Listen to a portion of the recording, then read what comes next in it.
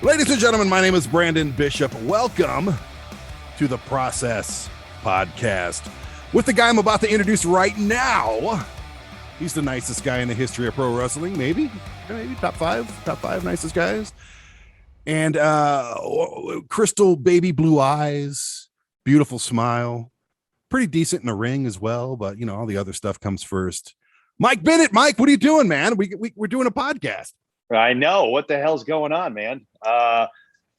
All those nice things that you said about me, I feel like there is a bunch of people on Twitter that would highly disagree with you. But I appreciate you putting me over because somebody has to. We're going to talk about the Twitter people a little later, aren't we? Yeah, I think so. I think we'll get to that. Right now, we should talk about the fact that I didn't realize you didn't have a microphone set up. I'm kind of a novice. I mean, me and Maria used to, we had a podcast in the past, but we had this real dinky microphone that we would both kind of like hover over, like it was a campfire. And so I bought these Apple AirPods, whatever they're called. They fit in your ears like earrings. And I think they made them for everyone's ear size but mine, because mine constantly fall out. But I was sold on them by the Apple guy that they would sound just like a real legit studio microphone. I'm learning that the Apple guy was completely full of shit. The Apple guy works on commission. It's and those things aren't cheap. I mean, you don't sound bad, but right. It sounds like it's my podcast and I'm interviewing you. That's what it sounds like. So basically I got taken for a ride by the Apple guy. No, I mean, they're good for stuff. I mean, like if you're on a plane, I'm sure they're fine. So, well, that's what I thought. And I was like, oh, well, these will be great at the gym as well, because they'll just sit in your ears. Like I have the big Beats headphones before that I would wear to the gym. And I always felt like I was recording my next rap album. And so I was like, all right, I need something a little less conspicuous. So I bought these. But the problem with these is if you exert any energy while you're wearing these, they just shoot out of your ear like they're steam. It's the most insane thing.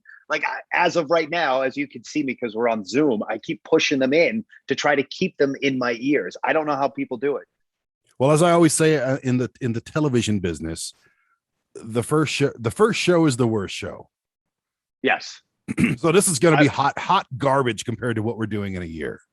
I think this is going to be great, though, because for the sole reason that I pissed off mass amounts of people this past weekend, and we get the opportunity to talk about it. That's why I think this will be such a good show, regardless of my terrible earpods. I don't even know what to call them. Let's just call them pods. Regardless of my pods and the sound that is emitting out of my mouth, I think the actual content of this episode will be good. If people can get past the fact that you have a lovely microphone and I have a shit microphone. It is a lovely. I even got one of those little spit guards. If you're not watching this, I could spit all I want and it's not going to hit the microphone. I have these nice headphones right here that does. I literally could do another rap album. Not that I've ever done a rap album or ever will, but you are a musician. I do. Yeah. Maybe should I tell people what I do so they really like? So who's I feel like big dumb goofball next to Mike. Yeah, absolutely. I think because I feel like a lot of this podcast is going to be a lot of our banter, which we discovered when we both went on a lovely 2-week vacation together, that we have great chemistry. And so I feel as though that a lot of this podcast is going to be us just talking, not just me talking, but kind of like a co-equal branch of government here. So I think people should get to know you. That's deep. That's deep and complicated right there. That's right. I know. I'm Brandon Bishop, whatever. Like you said, when we were in the car together, driving around the country, hitting all these indie dates, filming the documentary, I love this shit. I just loved going back and forth with you, just talking about wrestling, talking about life, kids, career, the whole damn thing. It was a blast, man. And just putting it into an somewhat organized, format like a podcast, it just made sense. So I don't think a lot of people have had the chance to actually get to know you as a person, and I think they should, because you're not just the guy that was jobbing out to your pregnant wife on WWE TV a year or two ago. And that's I didn't know you from the next person when we first met. We met at Gallows House, of all places. We did. In his backyard by the pool while filming the first Talking Shop of Mania. And I just saw the chemistry between you and Maria, which was just, it was fresh of breath air. It really was. It was like, I was born and raised in Detroit. Right. Now imagine breathing in that air. And now I live in Colorado Springs, So of all places. Now breathe in this air. That's what it was like watching you two just go back and forth. So I said, we got to do something. Right. So then we kind of came up with the Bennett's TV show, which is on a network that I run called Aside TV. And we will be plugging the hell out of that damn network. Always. Every episode. So that's just what I do. I got to make some money on the back end, baby. So we've done 3 episodes so far, 4, I guess. Pretty soon I'm gonna be flying out to Boston to meet you there, and we're gonna drive to Philly, right? I mean, I think so. I think that's the plan. I'll be the third wheel in the back seat with the camera, just trying to catch. And the worst thing about filming your show is I need 6 people. It's you guys are just constant, and it's like, oh, I freaking missed that. Like, damn, it was funny as hell. That drives me crazy. But anyways, and Freddie needs her own show.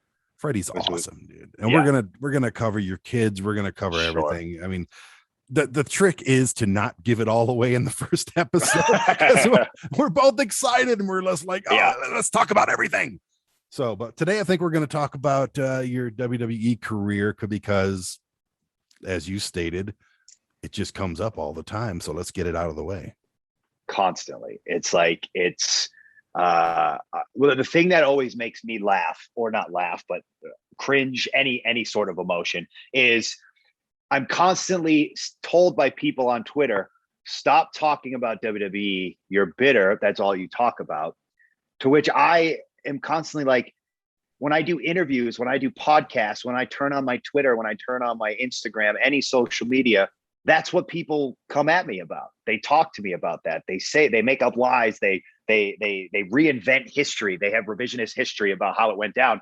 And so I'm like, well, I have to talk about it. I have to say something. And because most of the time the lies, if it was a lie about, like, let's say a title run or a storyline, I would go, sure, I don't need to correct you on that, because who gives a shit? It's a storyline. It's make believe. It's not real. But when they start making lies about personal things about you, like an addiction and your rehab and how you went about it and how you mooched money off of WWE, which I don't know, even if I did mooch money off WWE, who gives a shit? They're $1 billion industry. But regardless of that, they come at you for personal reasons. You get to the point where you go, I need to correct this. I need to fix this, because if you don't, who says it? A lie gets halfway around the world before the truth gets a chance to put its pants on. And it's like, now more than ever with social media and with the ability to connect to people that quickly and to get a story out there that quickly, you have to be ahead of this stuff. And again, people can sit there and they go, oh, well, just ignore it and just this and just that. But when when the majority of people believe that lie, that affects me, because it's personal stuff. It's stuff that affects me on a personal level. And it also bothers me because when I had all these other people helping me and supporting me through my addiction and through my tough time, when people take that and give credit to someone or something that does not deserve it, that pisses me off. And that makes me angry. And that makes me feel like, no, I need to correct this and I need to say something. And so that is why I'm always constantly talking about, as people say, WWE, I'm not talking about WWE. I'm trying to fix your inaccuracies of how things went down. How much of this do you think has to do with the fact, and this is going to come up, obviously, that you're married to one of the most controversial and, I mean, just out there types of performer, like Maria? I mean, she's been on The Apprentice. She's a very outspoken person. And even though sometimes she was forced to play the ditzy type on TV, she's one of the most brilliant people that I personally know. So she's, a lightning rod for controversy. I'm a single guy. I don't get pissed off at someone looking at my girlfriend or commenting, because I don't have one, and I'm going to stay that way. And I love that. But you're a different kind of cat. And you've got Maria. I mean, fans just, do they attack things they can't be a part of? Is that what it is? Or are they just, who are these stupid people? You know what? I think there's a huge kind of, I don't think you can put them into one category, because I think there's a lot of people that don't like me because I'm married to Maria and it's a jealousy thing. But I think that's a small portion. Like I don't think there's a lot of people attacking me because they're like, oh, I'm super jealous of your life and this and that. But I do think there's a lot of people attacking me because I'm married to a strong, independent, outspoken woman. And unfortunately, and this is, people are probably going to crap all over me for saying this, we're still part of an industry that is very much male dominated, male oriented. So in turn, it's going to drive a lot of male fan and have a huge male fan base. And unfortunately, and this isn't all of them, this is just the people that attack me.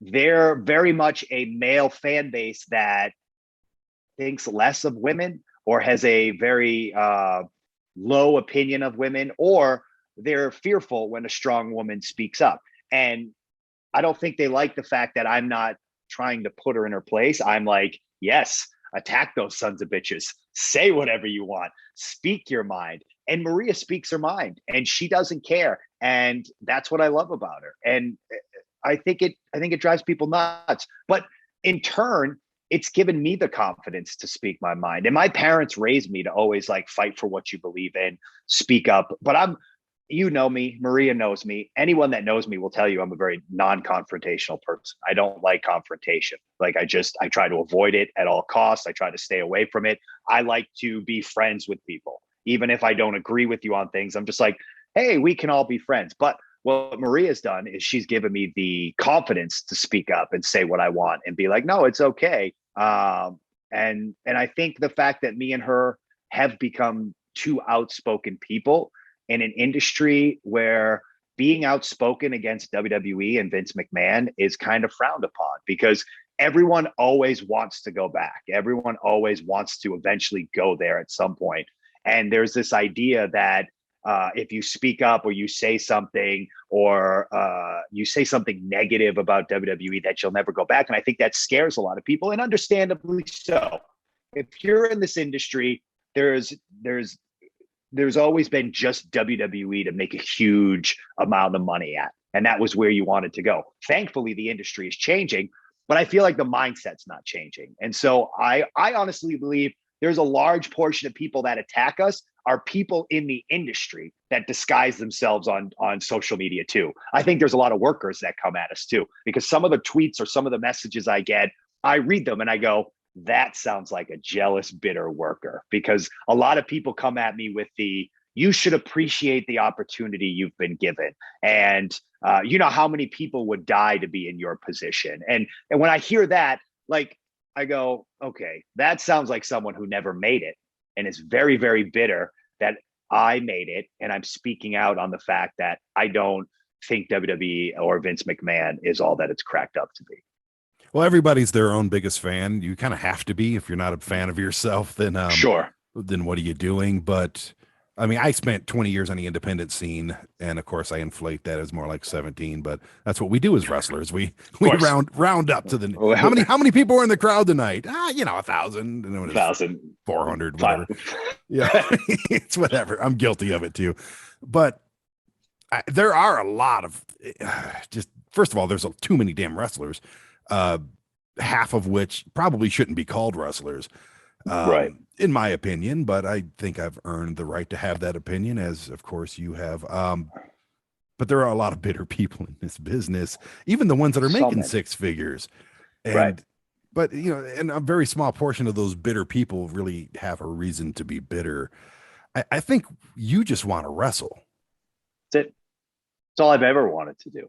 And I think it's funny that you bring up the bitter aspect of it, because that is the most common thing that I am called. You are just bitter. You're bitter about the fact that you didn't get over. You're bitter that the fact that they fired you. You're bitter that you couldn't make it there. I'm not bitter. I didn't want to be there. That's the point people seem to not comprehend. I didn't enjoy my time there. I didn't like it. for the sole reason that I worked my ass off for 17 years to be a pro wrestler, to make it to WWE, so I could be a pro wrestler. And then when I got there, all I did was sit around, and I just wanted to wrestle. I just wanted to work. Time and time again, I went into management and I said, please put me on the road. Send me to NXT. I'm not looking for a push. I'm not looking for a championship. I'm looking for the opportunity to literally lace up my boots, step into the ring, and do what you pay me money to do. And that is to wrestle. And that is it. And they wouldn't give me that opportunity. They would say, they would either lie to me, they would promise me things that didn't come true, or they would just kind of shush me or whoosh me away out of the office. Well, before we get too deep into the WWE, because I want to go year by year, month by month about that thing, somewhat in order. Let's talk about the back to the Twitter thing. It's do you have those like near you, like right now? Like, I have my phone. I don't stalk you as much as I probably should to do this podcast, but there's a couple that I've seen that are just like, really, you're honestly on your phone, probably on the shitter in your mom's basement, texting or posting something like that to another human being. It just doesn't make sense to me. I can never imagine doing it myself. Like even in the earliest days of, the internet, when everyone was discovering how tough they can be without being in front of somebody. It just makes no sense to me that people do that. I mean, it's basically what, cyberbullying or just keyboard tough guys, whatever you want to call it. It's lunacy. It's absolute insanity, because the things that they attack me about are not even the things I'm tweeting about. And that's the part that is crazy. They have no merits. They have no arguments on the merits of my argument. All they do is they attack me personally. It's not like I'll tweet out, hey, Vince or WWE did this, this, this, and this. And they'll go, oh, well, here's the counter argument to that. Here's a counter. No, they just attack me about my addiction. They make fun of my kids. They make fun of my wife. There's no actual debate. They just can't stand the fact that I'm telling them what is right in front of their face, and they don't want to see it. And so when it's like when you smoke cigarettes, it's bad for you. It's killing your lungs, but they look at me as the guy coming up to them saying, smoking's really bad for you. And then they go, well, you screwed over WWE for money, or you're just a drug addict. It's like that you're not arguing the facts here. You're not saying, no, it's not bad for me, because no, you're kind of sidestepping the actual problem and just trying to attack me for no reason. And this is exactly what they do. Not one person did I read and go, that is a really good counterpoint to Vince being evil. No, it's, hey, Vince is evil. He's greedy, and he fired a bunch of people during a pandemic when he was set to make record profits. He saved $4 million. And guess what? A few months later, he collected $4 million on dividends in his stock. You know what? That's greed. My wife is yelling from downstairs, not even a couple of months, a couple of weeks. That's greed. That is absolute greed. Nobody counter argued on that point. Nobody debated me on that. I would write that, and they just went, you're a crackhead. Okay, great argument, great counterpoint. None of these fans have arguments against the actual topic. They just want to attack me. Why? Because they're absolutely batshit crazy. And I'm sorry, but I've bitten my tongue long enough on these fans. These cult-like fans are insane, and it's killing wrestling, and it's bad for wrestling. And I'm quite frankly annoyed by it. I've even had conversations with people where I'm like, if this is what wrestling is going to be like, I don't even know if I want to be in it anymore.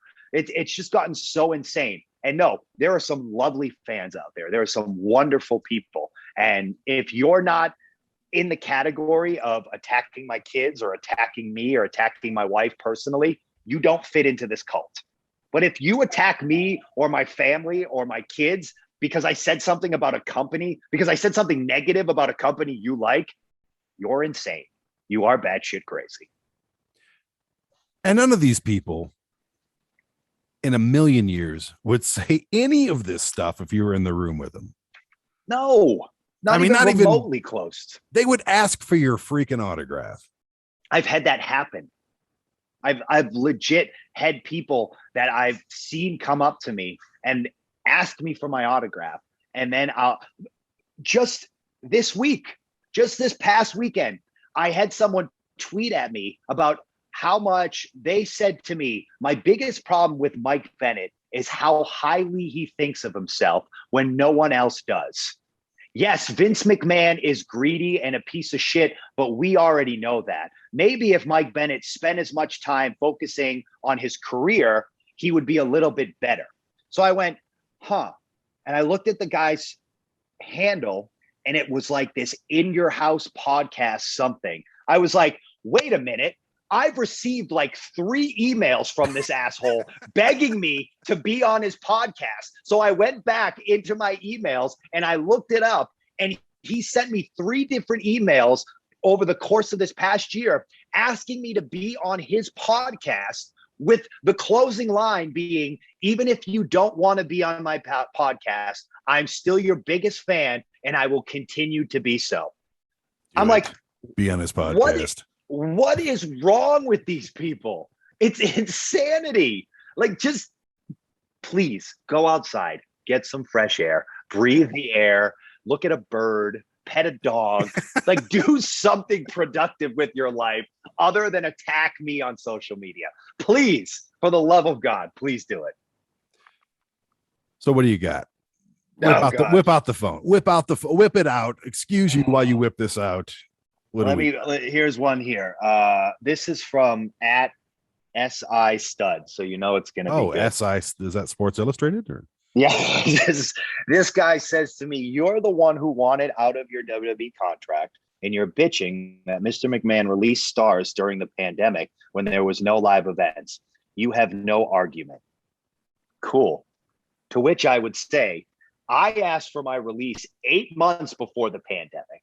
Wait a minute. No. You have no argument. What are you doing?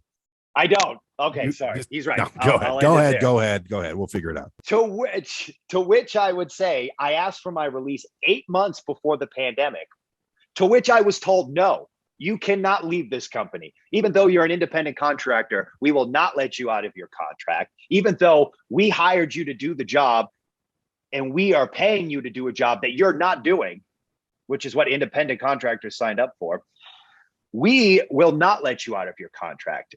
To which I went, well, that sucks. Then they said, we'll sit you at home. Okay, cool. Then they brought me back. Then they released me in the middle of a pandemic when there was nowhere to work. If you don't think I have an argument about that, again, go outside, pet a dog, look at a bird, cut your grass, smell the fresh air. And not only that, but they fired my wife, who has never once asked for her release. Never once said, I want to be released. Never, ever, ever. Not only that, but they fired her when she was 2 months on maternity leave.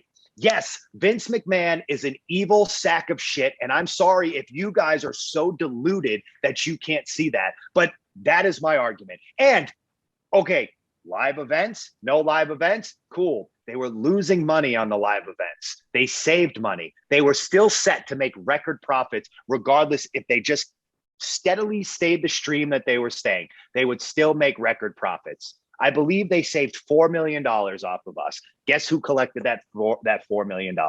Vince McMahon. There's my argument. SI Stud. Congratulations. Oh, SI Stud. Yes. It's a good that is a wrestling name, by the way. So it is. That's an indie guy. Yes. Most likely. Oh, some of these guys, I'm telling you, I know that they're in the industry, or they think they're in the industry.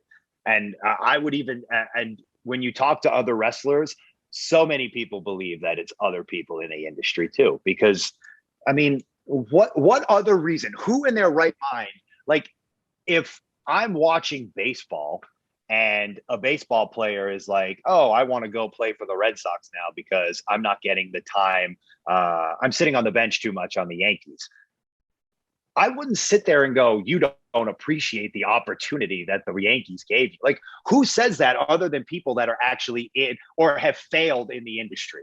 I mean, am I wrong in that aspect? Because to me, I feel like if you're upset that I was given an opportunity, That to me says it's because you were never given an opportunity. What percentage of fans or people that think they're in the business? I don't know. What percentage of people that follow wrestling fall into these categories of the Twitter things that you're reading right now? I mean, it's a very small vocal group, like much like everything. Sure.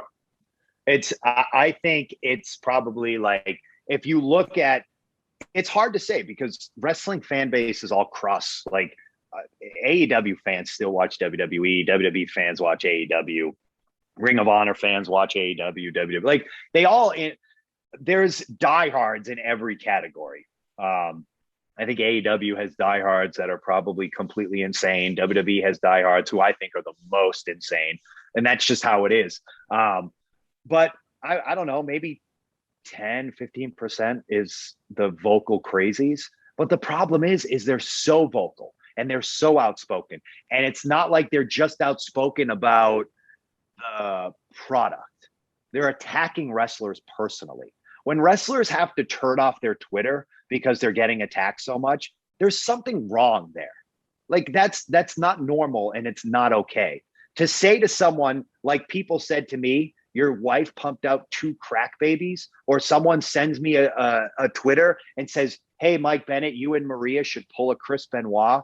That is next level, like insanity. And I just, I don't know. I don't know how you stop it. I was talking to someone about this earlier this week when I was getting bombarded with all this stuff.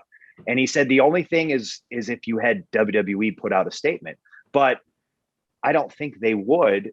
And I don't know how much I think there's a certain level of the fact that they encourage it or they support it, because when we got released for the first 2 or 3 months, we were actually getting phone calls from fans telling us to shut up, telling Maria, you're not as cool as you think you are. You need to shut up. And it got to the point where we got so nervous and so frightened, because here we are with a 2-month-old baby and a 2-year-old at home in the middle of a pandemic. We actually reached out to WWE. We reached out to Mark Carrano. We sent him these messages and we said, hey, this is what's going on and we don't know what to do. And they did nothing. They didn't care. You no longer work here. It's not our problem. Like it's just this culture. It's the culture that started there and it's trickled down to the wrestlers and now it's trickled down to the fans. And I'm sorry if that's a tough pill for a lot of people to swallow, but it's the truth. This stuff happened. So you can attack me all you want and say, I can't stop talking about it. But when I'm getting death threats on Twitter and my wife's getting phone calls telling her to shut the F up, there's a problem there. Like there's definitely a problem. And the fact that we reached out to the company that could have probably done something or at least said something, and they chose to just completely ignore it, it says something about the culture in that company as well. It is a bitch, because I've been a fan. I'm in my late 40s now. I'll admit that. And I look pretty damn good for being so. But it is a bitch because I started watching wrestling when I was 5 years old. And I've explained this to you. I used to watch Three Stooges on the Canadian Broadcast Channel. And right after that was All Star Wrestling, which was right. I think WF. And I'd watch that for an hour, see all the, the Billy Grahams and the Bob Backlunds and the whatever. And then after that was Canadian softcore porn. I'm not making this up. I remember turning off the TV like real fast. I had a little knob on the black and white TV, just and I just didn't want to get caught watching that. TV was a whole different thing back then. But I've been a WWFE fan for my entire life since I was a kid. Me too. And when you don't know and then I got into the business in 2000, and I just, and I say get into the business, but on an indie level, I know I was never in the business. So outside of some extra work crap, and I got to wrestle, a bunch of people, and I loved WWE. That was my jersey that I wore. Right. That was my team. Me too. WWE. I didn't like WCW. I didn't like NWA. I didn't like TNA at the time back in the day. I didn't like any other promotion, to include Ring of Honor back in the day, 20 years ago, whatever it's been. I didn't watch anything else. And then I start hanging out with all you cats through a Sci TV. which we do shows with, Amy Duma. We do shows with Gallows and you guys and Heath. And it's kind of the, and I'm not putting opinions in any of your mouths, anybody's mouth. I don't want to get nobody in trouble, but I kind of run the disgruntled WWE network at this point. Like all the ex-employees. And I love it when there's firings. I feel bad for everybody, but I'm like, yes, let's do something, Right. We're talking to a lot of people right now that, previously had the same employer that you previously had. But it's a bummer because I keep hearing story after story after story of just dark energy and just shitty business and just not giving a crap about performers. And one side of my brain goes, okay, well, WWE is a movie. Sure. And they hire actors, and not every actor can be the lead guy, of course. Sure. And sometimes they don't need extras, so they get Right. rid of them. And I imagine that's in my business mind what they're thinking. I Right. could be wrong. I don't think they fire people maliciously. I don't think they go, fuck Mike and Maria, they're out of here. Maybe they do. I don't know. I don't know anything. So Right. I just, it's a bummer hearing all these stories, not just from you and the people I know. I'm talking from everybody. Right. And it's a bummer hearing all the dirt sheets and stuff, because it is a guilty pleasure of mine watching some of these and listening to podcasts. And it's just a fucking bummer to be a WWE fan right now. Not to mention the product is just, it's bad. Not great. Like I remember in the 80s, before social media and everything, that's when I was really into it. I still have all my LJN figures. You know what I mean? I still have all the old programs and pictures and stuff that I took. I was just a mega fan. I had everything, every magazine, every foam finger, every foam 2x4, every t-shirt, everything that they gave out, I was bringing in. Right. And, Vince McMahon has always been, without knowing him, has been kind of a little bit of an idol of mine, because sure, the fact that he's provided me with so much entertainment. I would not have been a pro wrestler if I didn't watch, all-star wrestling back when I was 5 years old. And my mom Right. had a big scrapbook from big time wrestling in Detroit. I never would have been a fan. And then Vince McMahon took over the world. I was at WrestleMania 3, I'm not just dropping names here. I'm just trying to explain my position. Sure. And I was there when Hogan slammed Andre and Steamboat and Savage I was in the freaking building when that happened. But damn, dude, lately it's just been such a bummer, man.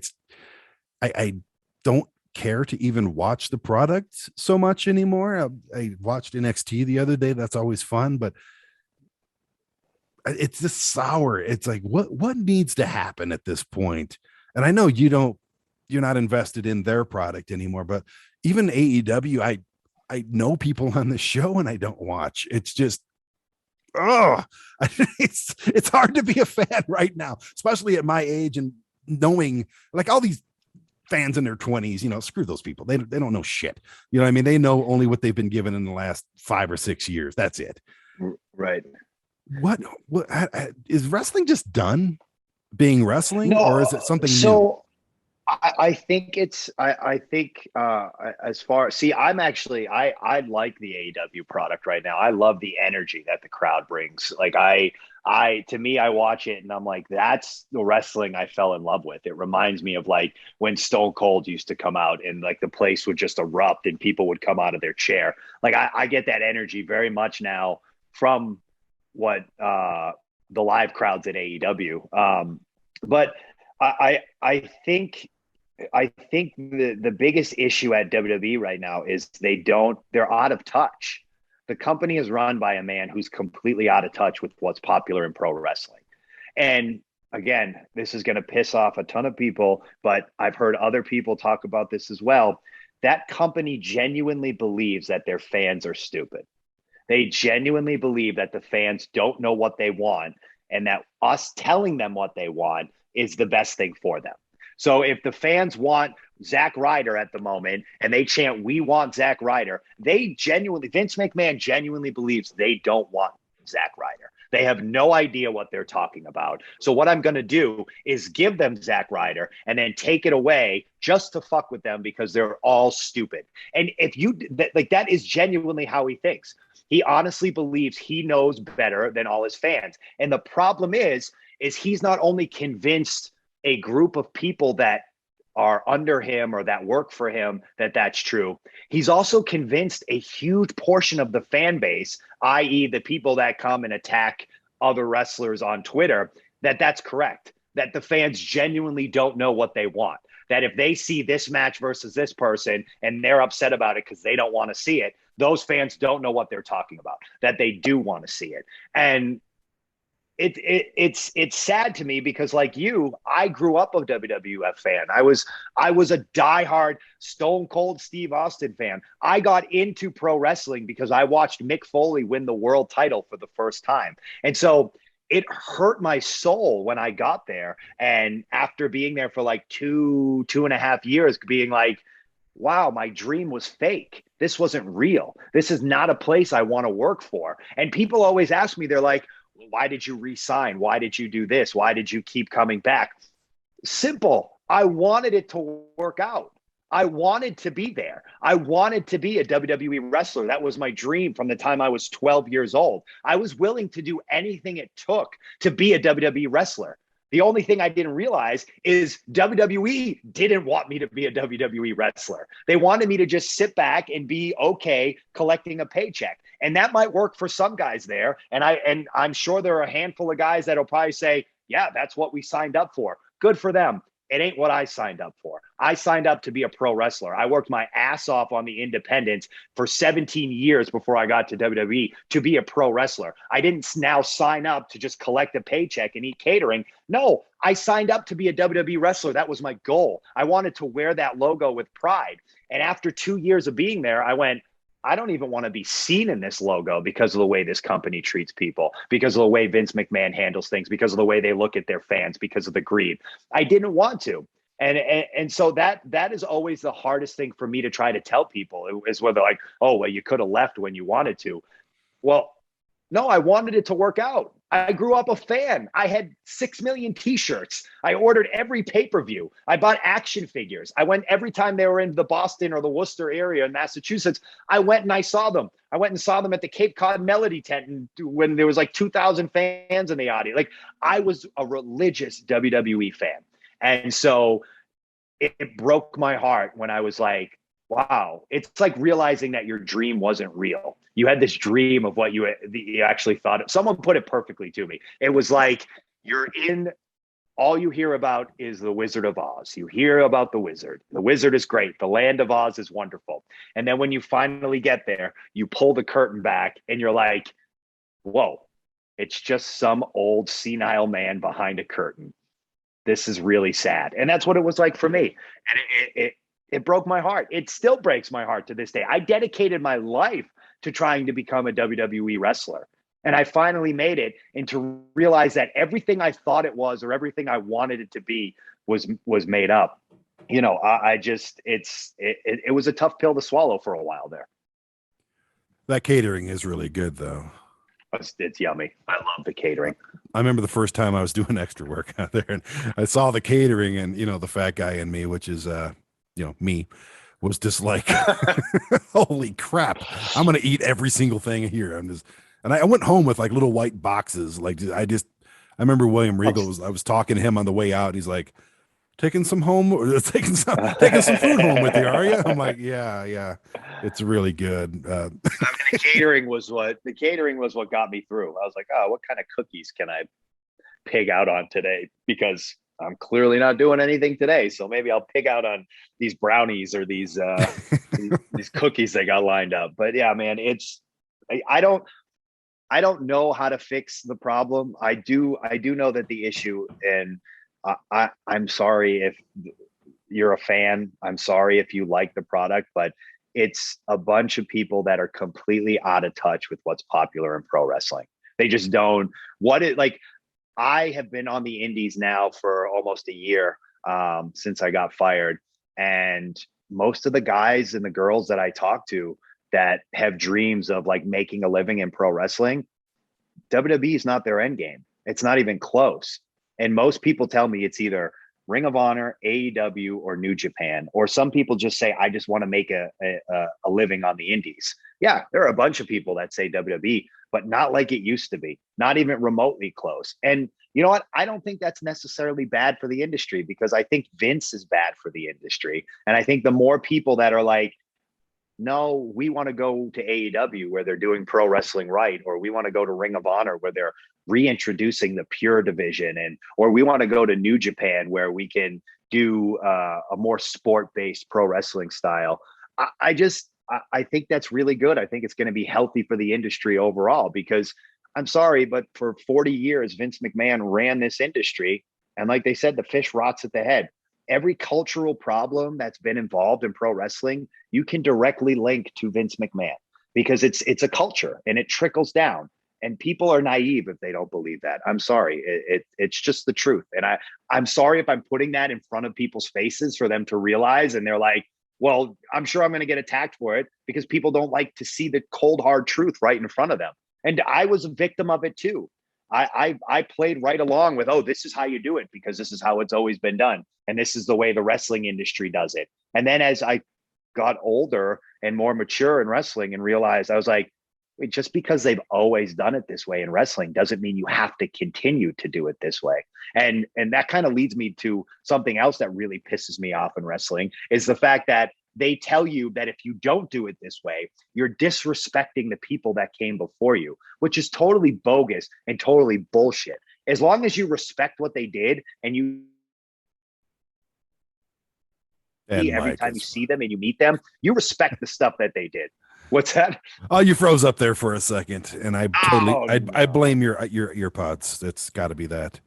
I'm sure it probably is. These things suck.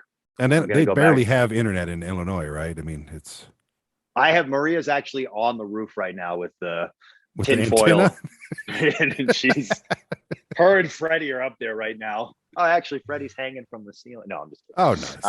And I thought she was in school. This is her school. Freddie, Daddy's going to do a podcast. Get on the roof and put the bunny ears up there. Right. Hey, man, whatever works. We got to get this thing done. We I guess we can get into we kind of already have, but I got like a systematic list of things that happened in WWE. Sure. That I'm sure you get asked about all the time. That's why this is not only the first and the worst episode we'll ever do, but it's the get shit out of the way episode.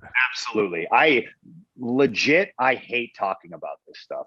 I do. I traveled with you for a few days there. I see that the first thing people ask you, we're at that Funko Pop store in Plano, Texas.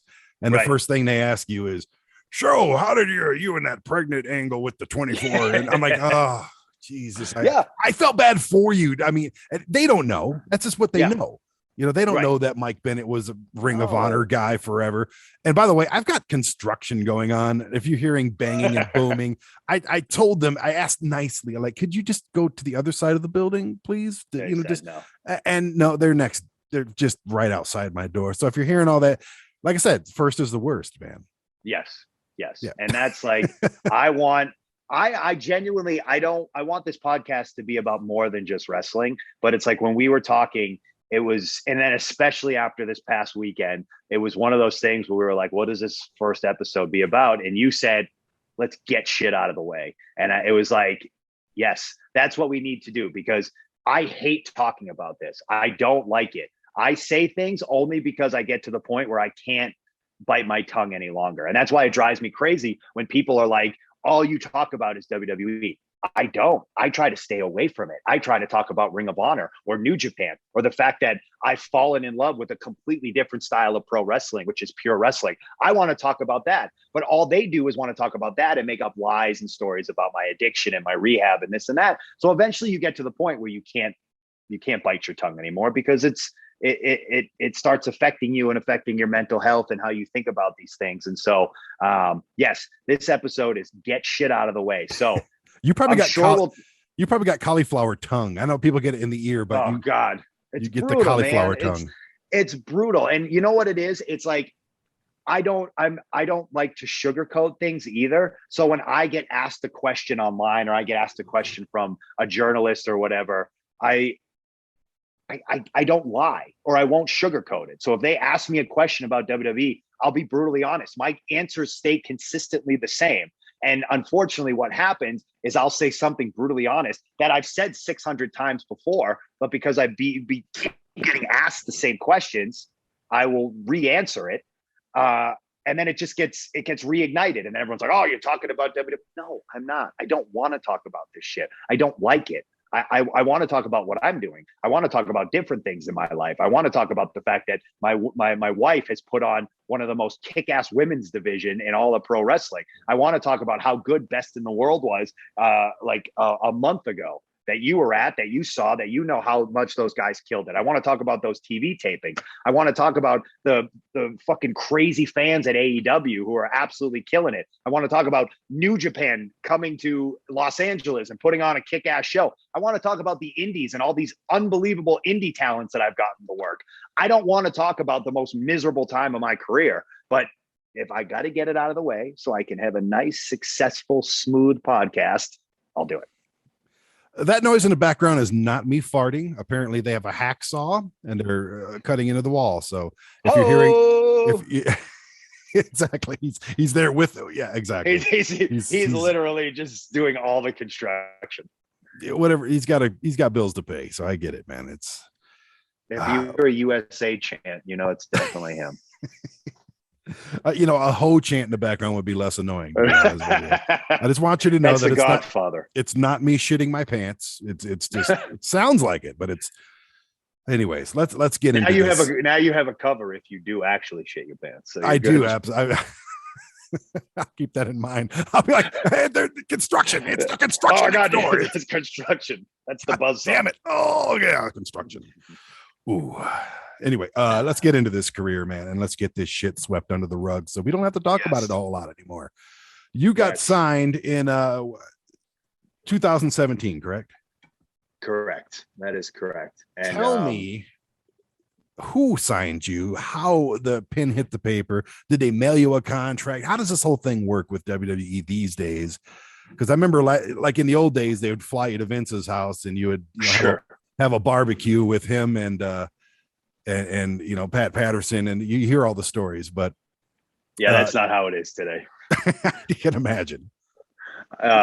It was basically a lot of email exchanges. My contract at Impact had come to an end, and I was talking with them, and I was talking with WWE at the time, and I was actually incredibly close to re-signing with Impact because they were just. It seemed like a better deal, seemed like a better gig. And WWE wanted me to pack up and move to Florida and kind of start at NXT. But unfortunately for me and my wife, they were offering us less money to go do that at NXT. And so we both we were like, that doesn't make sense financially for us. When we can go work Impact, work less dates and make more money. And so I told them that, and they were very understanding. And they said, just give us to the end of the week before you sign anything. And sure. No, again, I wanted to be a WWE wrestler. I desperately wanted to be a WWE wrestler. That was the goal. That was the dream. And then at the end of the week, I got another call and they said, hey, we're going to up the pay and we want to bring you right to the main roster. And I remember looking at my wife and we're like, holy shit, that's amazing. Let's do it. That sounds unbelievable. And so I think that was in February of 2017. I'm going to get the actual year incorrect at some point, but we signed in March because they had us go to Pittsburgh to do a physical, pass the physical. And then in March, we were actually officially under contract. We were actually officially WWE wrestlers in March, which might confuse people because we didn't debut until June, because we were told on the phone, we want you to get your physicals done. We want to get you in as quick as possible. And we want to make sure we at least have you on TV before WrestleMania because we'd like to do something with you at WrestleMania. That is what we were told. From that point, we just sat at home until June, constantly asking, when are we doing something? Where are we doing? We don't have an idea yet. We don't have a plan. We don't have an idea yet. And then June came and they said, all right, we have an idea for Money in the Bank. I just think they got sick of hearing from us, and they were like, all right, we just got to find something for these guys to do. And so in June of that year, whether it was 17 or I think it was 17, we debuted at Money in the Bank. And then we thought we were off to the races. And then we got to TV the next day after Money in the Bank, and they told us we were not on TV. And I remember Maria's first reaction was, oh, that's not good. And I went, oh, give it some time. It'll correct itself. Or, you know, me trying to be forever the optimist. I was like, we just debuted. There's other people that need to go before us. And Maria's like, no, we just debuted. There's no one that needs to go before us. And it was one of those things where she saw the writing on the wall. But again, I so desperately wanted to be there and make it work that I was putting blinders on. And I was like, oh no, this will be great. This will be wonderful. Shortly after that, we were off TV, and that was pretty much it. We basically floundered the rest of the career, like up and down, up and down, up and down, just never anything consistent. Were you the product of WWE at the time buying and contracting everybody to make sure that nobody else could? Is that because yes. I know they AEW wasn't even a thing. I think it may have been in the rumor mill at that point, but they were just taking everybody and anybody. And then were you the product of that as well? I mean, is that just 100%. And at the time, I think I always knew it in the back of my head, but I did not want to believe it. You know, you always just want to believe that, you know, you're hired for other reasons, this and that. But the more you look back on it, the more you start to realize, like, they hired a handful of us from Impact at that time. And then for the fact that, like I said, we signed in March and didn't debut until June. And we were fed all these lies about how we want to get you on TV as quick as possible. We want to get you on to WrestleMania, this and that. You just realize that those were all the lies that they feed you in order to get you to sign as quick as possible. But 100%. And I even think when I signed my second contract, that was still part of well, we don't want you to go elsewhere. We're trying to hoard as much talent as possible. But yes, I think we were 100% the victims of the talent hoarding, as I like to call it, because why else would they have signed us so quickly than to just sit us at home for 3 to 4 months? That it doesn't logically make sense to me. So I just think it was one of those things where they were like, oh, here's 2 people doing well over at Impact. Let's just scoop them up so Impact can't have them. Let's scoop them up so Ring of Honor can't get them back. And then we'll just have them. They very much use your passion and your love for pro wrestling against you. What was now, people might not even know who Mike Bennett is because that's not the name that the biggest wrestling company in the world gave you. But it's a familiar name. What was the process of the gimmick being built? Because you've told me what it was supposed to be. I don't think many people understand what it was supposed to be. What it was supposed to be sounded very awesome, very Savage and Elizabeth, very just kind of almost cutting edge and emotionally invested in the storylines. It really could have been cool. Right. What was the sit down on that? Did you sit at a table and talk about it? Was it all emails? Was it, how did the Mike Kanellis thing come out? And I know you hate talking about it, but I honestly didn't hate it. I thought it was funny. Right. And I thought it was like, kind of like, oh, that's, sometimes things just kind of hit you. Because, I knew who Mike Bennett was. I didn't know that well because, like I said, I never watched the other products.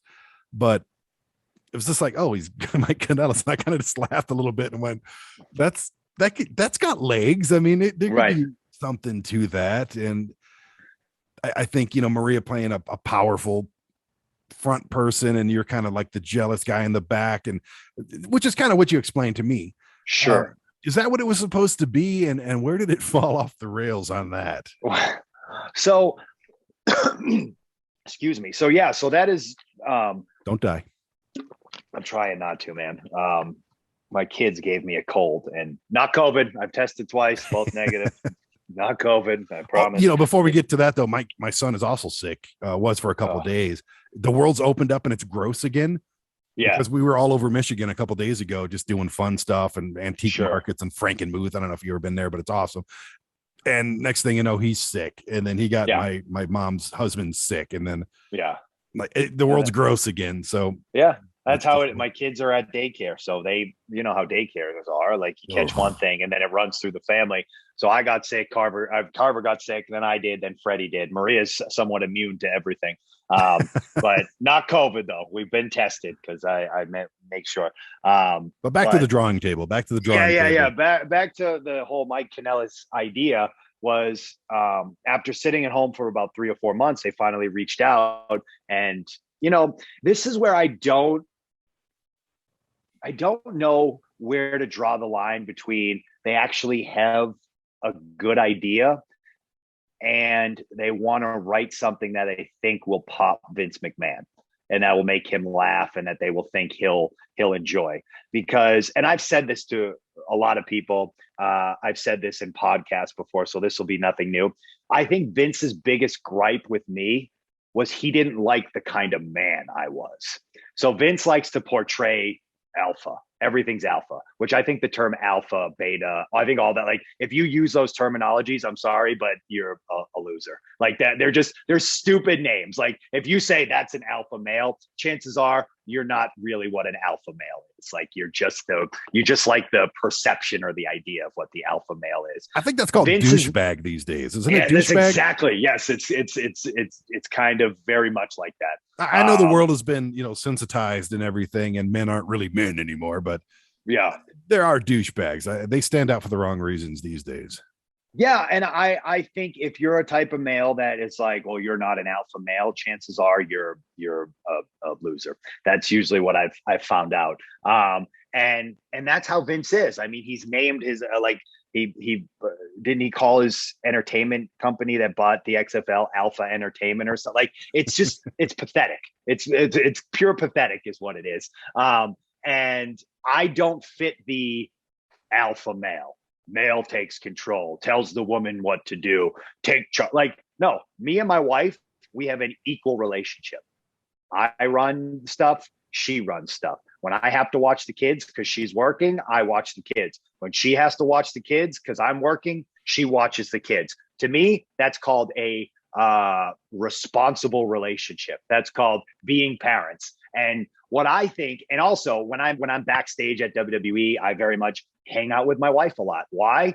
I don't know. I like her. I married her. I love her. She's my best friend. So I hang around her a lot. I run ideas by her. I let her speak up when she wants to speak up. I put her in front of everything. Why? Because she's the love of my life. She's my fucking soulmate. And to me, I feel like Vince looked at that and was like, that's not what a man does. A man runs the relationship. And I'm not like that. And I think Vince very much had a problem with what kind of a man I was. And that not to kind of go off topic, but that's where I think I'm not entirely sure if the gimmick wasn't just to rib me in some weird Vince McMahon sense. But putting that aside, when they came to me and they were like, hey, we want to call you Mike Kanellis, my first thought as a professional wrestler, first and foremost, I went, and knowing how ass backwards this country can be, I went, wait, so a male taking a female name, wow, that'll be heat. And instantly I went, I love it. It's cool. It'll piss people off instantly. People will be like, I can't. And guess what? It did. It worked right out of the gate. It pissed people off. And it had legs. It could have been really, really, really cool in this sense that, like, yes, Maria's running everything, but I'm also the jealous type of boyfriend that if you look at her, I always looked at it as like she was going to willingly put herself in a position to get me jealous. And then that would make me snap and that would make me lose it. And then once I lost it, and I even had this conversation with producers backstage and with different writers where I'm like, maybe there's something in the match where we're wrestling at the beginning and the baby face is getting over on me and the baby face is getting over on me and then the baby face is getting over on me. And then Maria does something that makes the baby face look at her in some sort of seductive way or jealous way. And I just lose my shit. That's my trigger. And I snap and I beat the ever living hell out of this person. And then all of a sudden Maria comes over and just kind of touches me and I calm down. and I'm suddenly back under her control again. It's almost like Festus with the ring bell. Remember the yeah, exactly. But through the context of love and through the context, the power of love. This is what the power of love can do to you. It can make you crazy, or it can make you completely just melt into someone's arm. And that was always the idea. And to me, I was like, yeah, of course you would call me Mike Kanellis. I'm obsessed with this woman. And she said, you're taking my last name. Of course. Yes, that's what you do. So that's the direction I always thought it was going to go in. That's the direction I thought would be a cool way to take it in. Unfortunately, like everything, Vince has an idea, and then again, he's out of touch with wrestling. He doesn't know what's cool. He's on to the next thing, and that's it. And then once you're done, you're done. It's very hard to rebuild your way back up. And that's kind of how it all went down. But like initially, I thought it was a cool idea because again, I was brought up in this industry to believe like, take what you're given and make it work. Take what you're given and make it work. And I'm sure we'll talk about it later on, but that's why when they came with this pregnancy angle and this and that, I was always brought up in the industry to be like, take that and do the best you can with it. Because if you can prove you can make something out of that, they'll see you as a champion or they'll see you as that. Unfortunately, that's not how the company runs anymore. The Dusty Rhodes and the polka dots. Yeah, exactly. If you can make chicken salad out of chicken shit, like, I mean, they gave Dolph Ziggler the name Dolph Ziggler, and now people don't even like, he got it over. It's a testament to how incredibly talented. They gave him chicken shit and he turned it into chicken salad because of how incredibly good he is. So I believe that. I like chicken salad. I like chicken shit. Well, speaking of chicken shit, you're backstage, you're about to debut. You've got this gimmick. You've got the hearts and that new music, which by the way, I loved. And the new music was the best part of the whole run. I think you actually came out to it on an indie show recently, didn't you? Recently, yeah. About probably shouldn't say ago. That, but it's whatever. But come on, what were you thinking? Right? I mean, it's not like they're not petty, But hold on, let's knock on. I have a cease and desist order at my door right now. Make sure that's not particle wood. It's yeah.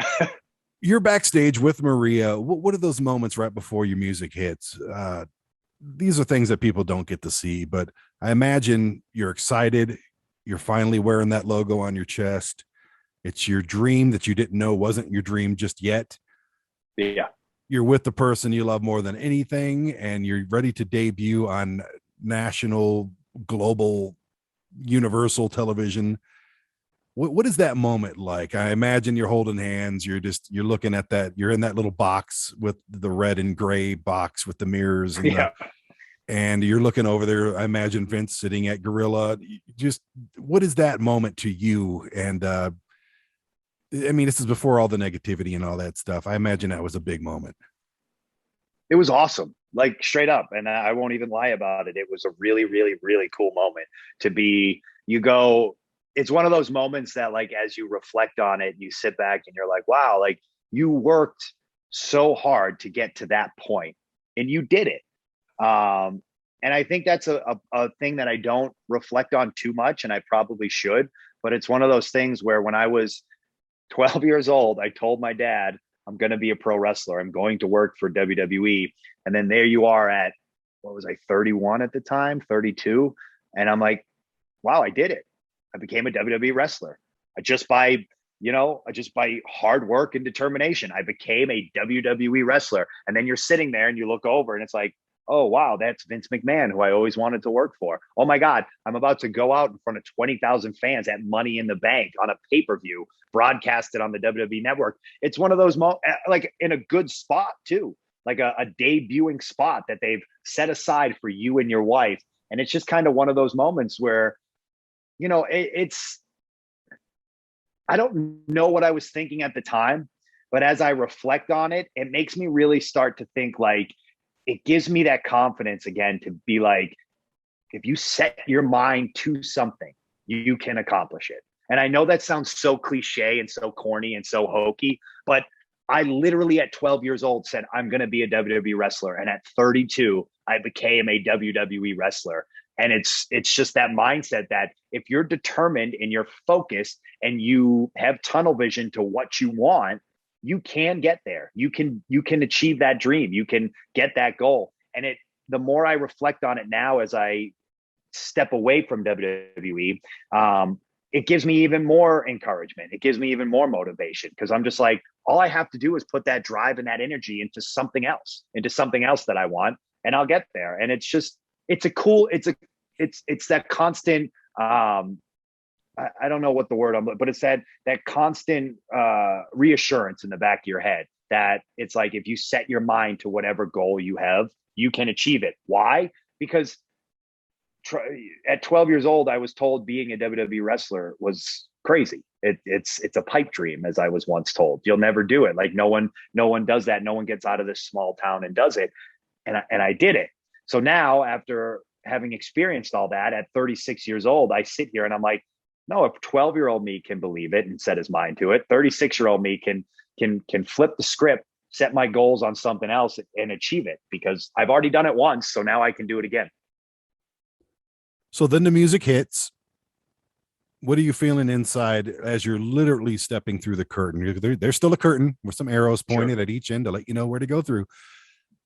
What are you feeling at that point when you turn around the corner, you see all the lights? Because I've only gotten to do that a couple times, just extra work bullshit, but right. It's still the same thing. It's just like, holy crap. And that is what I wish, before you tell me how you felt personally, that is what I wish WWE was like all the time. Like, right. You're just excited to go through that curtain, and you're excited to tell your story. You're excited to do your part. And I don't want to get back to the negativity, but because there's plenty of that coming, but it just seems like the company could be so awesome. It just seems like it's got all the tools to just be incredible to its employees or its contracted workers, that if half the guys on the roster right now, probably more, seem to be doing it for a payday. And that's just it. And maybe furthering their career, setting up themselves for the rest of their lives, basically, and just saying, okay, this is fun. I'm just going to go through the motions. But back in the day, it didn't seem to be that. I'm sure it was for a lot of people, but it seemed like people were really excited to get through that curtain. At this moment, at Money in the Bank 2017, right? What are you thinking as you're feeling that curtain just brushing by you and you're walking down that aisle? You see the lights, you see the crowd. They're all amazed that you're there, the ones that know you. And tell me, what is that? What is that feeling like? Because I think that's a positive. It's probably everything you think it is. It's awesome. It's surreal. It's I can't speak for a lot of the guys, but I also think I can, in the sense that even as lousy as it's become there, stepping through the curtain and going to the ring, that's kind of like your moment of zen.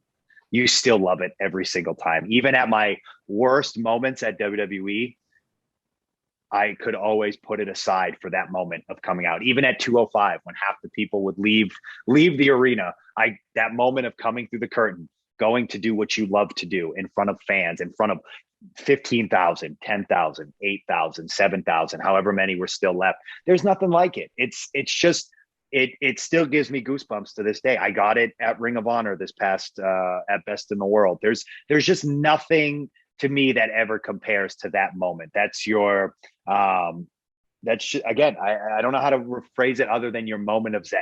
And to me, all is right with the world when I get to go through the curtain, go to the ring, even wrestling in the match, and then walking to the back. That whole moment, it's like the world shuts off for a period of time, and you're superhero Mike Bennett, you're superhero Mike Kanellis. You get to be what you've always wanted to be.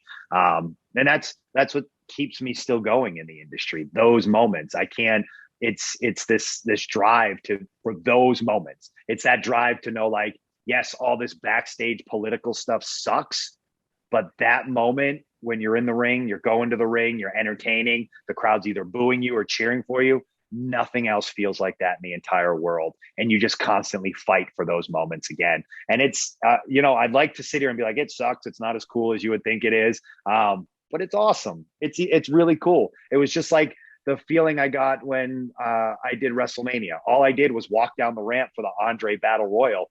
but you're in the Superdome in Louisiana and you're looking at like 50, 60,000 people just walking down this never ending ramp. And you're just like, what is this? What is life? Like, this is amazing. Like, all these people are here and they're looking at what I'm doing. And it's just, again, it's this moment of complete zen and bliss where you're like, this is why I do it. This is why I put up with the bullshit nonstop, because of this stuff right here. And it's awesome. Did you have a aha moment, so to speak, for when things just started feeling off and started getting less? And like you said before, you're in catering going, why the fuck am I here? It's sure. Was it a gradual process, or was it just like a moment where you're just like, or maybe even Maria probably sensed it before you did? Where did that happen? And when you started feeling like your things are going off the rails a little bit, and did you fight, and how did you fight before asking for a release? Did you fight to get more airtime? Did you fight to get storylines in there? Did you fight to say, hey, I want to work this guy, I want to do this storyline, what are we doing? Like, what is that process like? Because we don't see that. We just see you there one day and then you're not there the next. Yeah, so I think it's more of a gradual thing, again, because, like I said before, I so desperately wanted it to work. So I think there was a part of me that knew it was over and knew that it was never going to be more than it was. But there was also that little kid in me that was like, no, this is your dream. Fight for it. No matter what, you can make it work. You're here. This is where you've always wanted to be. And then it just kind of slowly starts to chip away, slowly starts to beat at you. And it's just, yeah, I pitched a bunch of stuff. Someone asked me on Twitter the other day, how many meetings did you have with Vince McMahon? I think total I had 4 or 5. And that was just me going, knocking on his door, going to him with ideas. And just trying to get on TV, just trying to do anything. I even said my very first time to meet with Vince McMahon, I went into his office. He said, can you wait outside? I'm busy. And he made me wait out there for 2.5 hours, and then came out and said, I can't meet with you. And it's like, okay, because it's games. It's all games to them. And it was never lack of me trying to get on TV. Do you ever wish you just said, no, we're going to talk now? Yes, I do. Ultimately you're gone now. You know what I mean? Yeah. In hindsight, it didn't matter. Yeah. You say, look, I'm not waiting out here for 2.5 freaking hours. Sure. I'm not going to sit here and let you bullshit me. We're going to talk right now, or let me get out the damn door. Did you ever wish that you just, and is it possible to do that to someone like Vince McMahon? So it's funny you bring that up, because not to that extent did I do it. Not that I ever go to his office and say, no, we're talking now and you're going to listen to me. But the very last time that I met with him was right before we started the angle with me and Maria and the pregnancy stuff. And what I did was I went in and I said to Vince, I just straight up said, I said, look, this clearly isn't working out for you. It's clearly not working out for me. I said, I have a lot more I want to do. And I still want to continue wrestling. So I said to him straight up, if you have nothing for me, please just let me go. Please just let me leave. I said, there'll be no hard feelings, and just, I'll go my way. And then maybe in 2 or 3 years, we can revisit this and see if it works out. I was like, but if you're not going to use me, please fire me and let me go. And that was when we started being used more on Raw for that crappy angle that they were running. But there are moments where I wish I stood up for myself a little bit more, because again, hindsight's 2020, where you look back and you're like, well, clearly it didn't matter. You might as well have just gone out swinging and figured it out and just kind of been like, no, this is how I want to do it, or I'm not sure. I mean, the week before I put out my release publicly, I went into Mark Carano's office and I was booked for 205 Live. And I have been trying to talk with Vince, and I have been trying to get a meeting, and I've been trying to figure this stuff out. And I just kept being told, oh, well, he'll see you at this time. He'll see you at this time. So we were in Las Vegas, and I remember going into Carano's office, and he said to me, I haven't had a chance to talk to the boss yet, but I promise you I will. And this was like the 3rd time he said that. So I remember going back in later that day, and I said, hey, I just want to let you know that I'm going to leave. And he was like, wait, what do you mean? I'm like, I'm booked for 205. I'm not putting up with it. I was like, you guys don't listen to me. You don't give a shit what I have to say. So I'm leaving. And you can tell Vince that I left, and you can have him do whatever you want to me. I really don't care. And then Carano pulled me aside and he was like, oh, well, I'll go talk to him now. And I think I was trying to get moved to NXT or something. I don't remember the actual reason of what I was trying to have a conversation with Vince about, but it got to the point where I had to threaten to leave for them to even take me seriously or to listen to me. And you're not talking about, a production guy, or like, you're talking to the guy who's head of talent relations. His job is to deal with talent, and he kept pushing me off. And I'm like, so what are you friggin' doing if you're not dealing with the talent? Nothing anymore. I have an issue. Yes, I'm trying to talk to you about this issue, and you're just brushing me off like it's nobody's problem. It got to the point where I was like, all right, I'm leaving. And I just wish I had done more of that. I wish I had stood up for myself more. Because in hindsight, like I said, I don't know if it would have worked. It probably wouldn't have, because like I said, I think they viewed me a certain way. I know for a fact they viewed me a certain way. So it was just kind of like, I was always just kind of running out the clock there. And I think I was one of the biggest victims of being hired just so I wouldn't go elsewhere. I don't think they ever had any plans or use for me whatsoever. Well, you always hear of the Shawn Michaels and the Hulk Hogans and the Steve Austins are the ones that were the most difficult to work with. Sure. Even the Brock Lesnar's, and people like that are just really hard to work with, really take a lot of just time and effort to keep them on the roster and keep them happy. And they're the biggest dickheads in the business, in a business sense. Steve Austin is not. He is a wonderful human being. No, I meant in a business sense. I was just in a business sense. In a business sense, he was a pain in the ass. That's, everyone has said that. He has said that. Just taking his ball and going home and shit like that. Sure. So it's maybe it's something where the upper management enjoys being challenged. They enjoy being they enjoy the conflict or something like that, and they enjoy trying to find a resolution to the conflict. So I've never been, my name has never been on a constant WWE check or anything, but I always imagined that I would just be just stern with everybody to get what I wanted. But at the same time, I've heard so many people say, once you get in front of Vince, it's like almost impossible to even speak sometimes. So sure. Yeah. And it's, again, it seems like it would, it's tough. And I think Carl Anderson and Doc Gallows said it best because you're constantly told while you're there, you got to go take you got to grab the brass ring. You got to go knock on Vince's door. You got to go into his office. You got to talk to him and blah, blah, blah. Yes, that's what you have to do if he wants you in his office. There's a difference. He didn't want me in his office. He didn't want Carl and Doc in his office. You have to go do that if he wants you in his office. Otherwise, you're literally just beating your head up against the wall for no reason, because he doesn't want you there. He has no use for you. And you can go and knock on his door. And I've seen it happen time and time again. Guys that he doesn't want in his office will go pitch him a storyline. He'll say, I love that. That's great. But because it's guys or girls that he doesn't want to use, he'll just take that storyline and give it to someone that he wants to use. It happens all the time. The shadiness and the backstabbing and the political BS that go on behind there. It's like, it's the part that got to me was being in my 30s, having a child, and being like, this is not how businesses usually run. This is childish. They run it like a high school popularity contest. They run it. It's the most childish place I ever worked for. And I couldn't sit there and be like, I'm a 32, 33, 34-year-old man. If you have an issue with me, just come talk to me about it. Talk to me. Tell me I'm not doing something. You don't like something. Here's a novel concept. Pull me aside and tell me. Let's not play this pussyfoot around game where I have to try to figure it out and you think it's funny. Again, they handle it like children, and I always try to handle my business like men, and that was the biggest thing. Vince handles things like a child, and it's pathetic.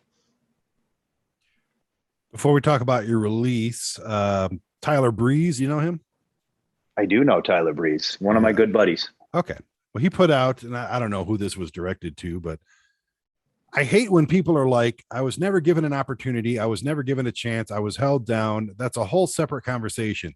But that's such an excuse of, I'm not sure he wrote this very well, but you don't know what you signed up for. We signed a piece of paper for a certain amount of money to sit on the bench and get used if we get used. If they choose not to use you, it doesn't mean I can go on social media and bitch and complain and go, well, I'm getting held down. Nope. If you're not okay with that, then quit your job. Not 100% sure that I'm sure he's a nice guy, but he's not much of a English major.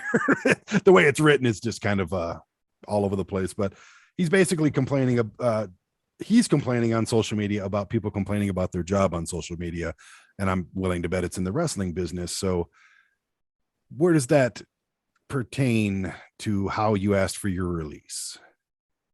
Well, so again, I've had a bunch of people send me that, and Breezy is one of my good buddies. I actually, right when he got released, I texted him and I said to him, "Hey, dude, if you need anything, please let me know. If you need any help on the indies, blah blah blah." So I don't know why people are sending it to me. I would assume because they are under the assumption that he was talking about me or people in my ilk that had done stuff like that.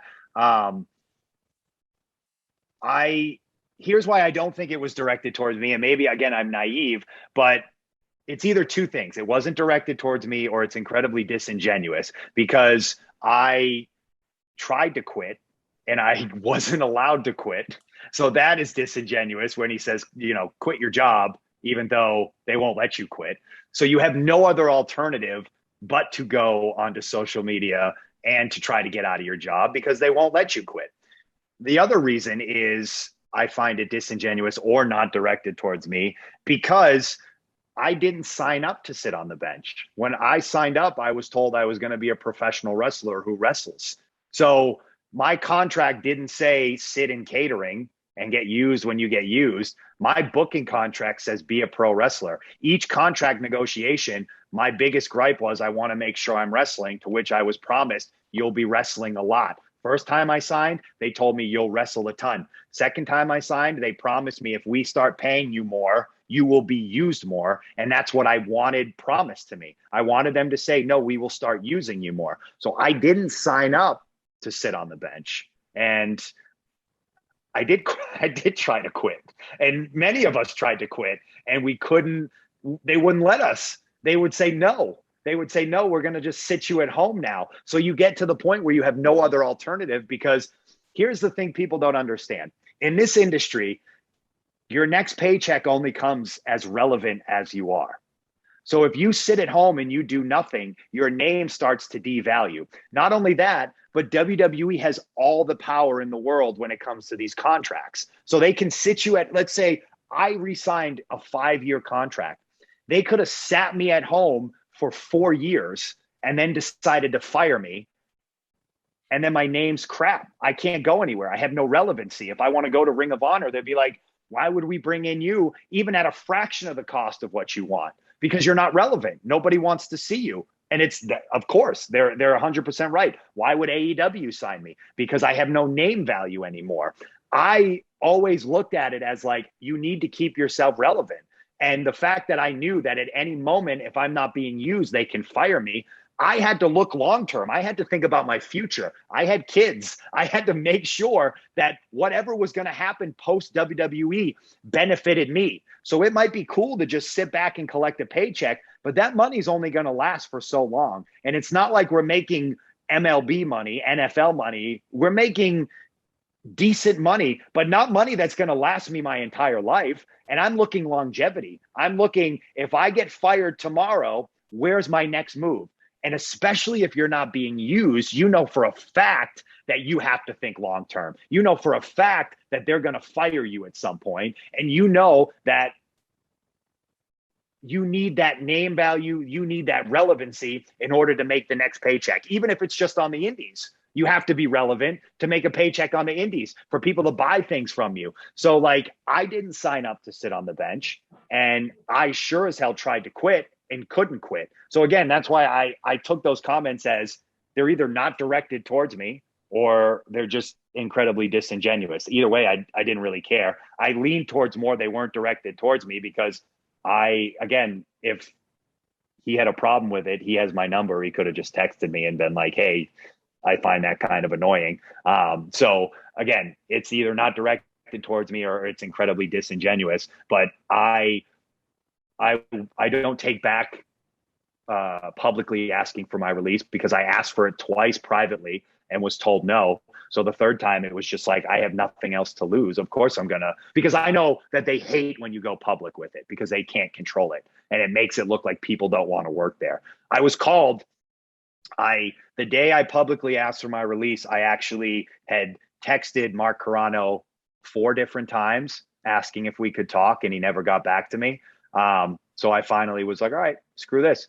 And then about a week later, after I put that out, they called me and he told me the boss is pissed. And I went, good. I am glad the boss is pissed. That was the point. And he said, he called you unprofessional. And I remember specifically saying, Mark, please tell him it takes one to know one, because he's handled me with nothing but unprofessionalism. And he's like, well, I don't think I'm going to say that to the boss. Whatever, say whatever you want. He's like, we're going to sit you at home for a little while. And that's how it went down. But eventually you have to stand up for yourself. And they try to sugarcoat it by saying, oh, if you go online, you're just whining and complaining. We have a new platform where we can stick up for ourselves. We have power. The workers, the independent contractors, we now have power, and it's called social media. They can no longer just kind of hide everything they want to in the dark, because we can use our voice and we can speak up. And if I have the ability to fight for me, because they damn sure weren't going to fight for me. So if I have the ability to fight for me and my future and my kids' future and where my next paycheck comes from, I'm going to do it. And if that comes off as whiny, I don't give a shit. These people don't have to feed my kids. I have to feed my kids. And so I'll do whatever is in the best interest of them. It's just, to me, they've convinced people to think that, oh, going online is whining, and, oh, handle your business backstage. Well, what if you handle all your business backstage and they still take a dump all over you? You just put up with it? You just go, oh, okay, well, I tried.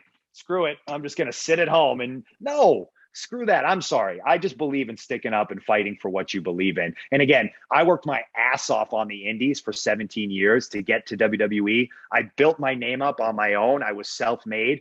I'm not going to sit back and let Vince McMahon destroy my name and then just go, oh, that's what I signed up for. It's cool. No big deal. No, screw that. I'm going to fight for my name.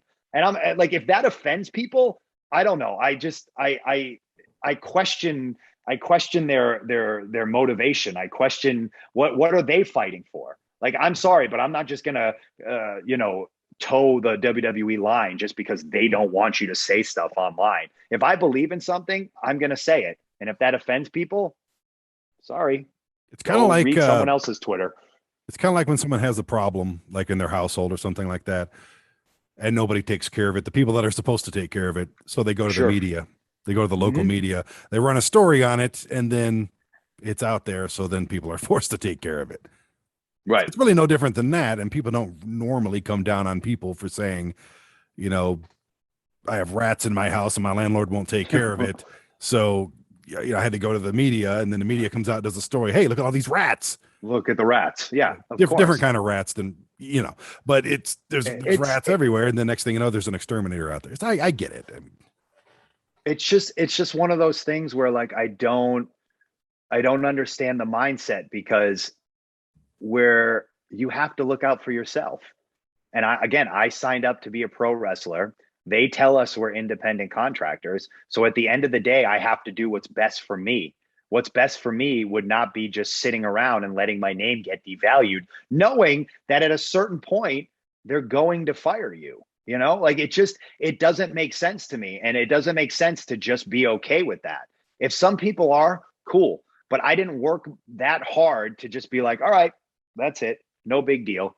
And what's crazy to me is if people are okay with that, I don't care. I really don't. Go live your own life. But don't get upset at the people who want to go and work. And that was always my biggest thing. Just let me work. I said, I don't need to be on TV. If you want me to just do house show loops, I'll do house show loops. I constantly pitch them ideas of just being on house shows. Just let me wrestle. Just let me go down to NXT and wrestle. Like, just put me on in a wrestling ring so I can do it.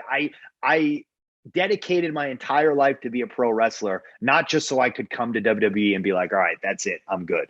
I want to keep wrestling. I'm only 36. At the time, I was only 33, 32. Like, I still have like 10, 12 years left to give. Let me do it. And if you don't want to, fire me like I asked, please. It's just, I don't know. It's insanity to me that I'm constantly looked at as the bad guy because I wanted to just be a pro wrestler. That's it. Because I signed up to be a pro wrestler and they weren't giving me that opportunity. So I said, please fire me. They said no. Where am I the bad guy in this? I'm sure there's plenty of people that think I am, but it's insanity to me. I don't understand it at all.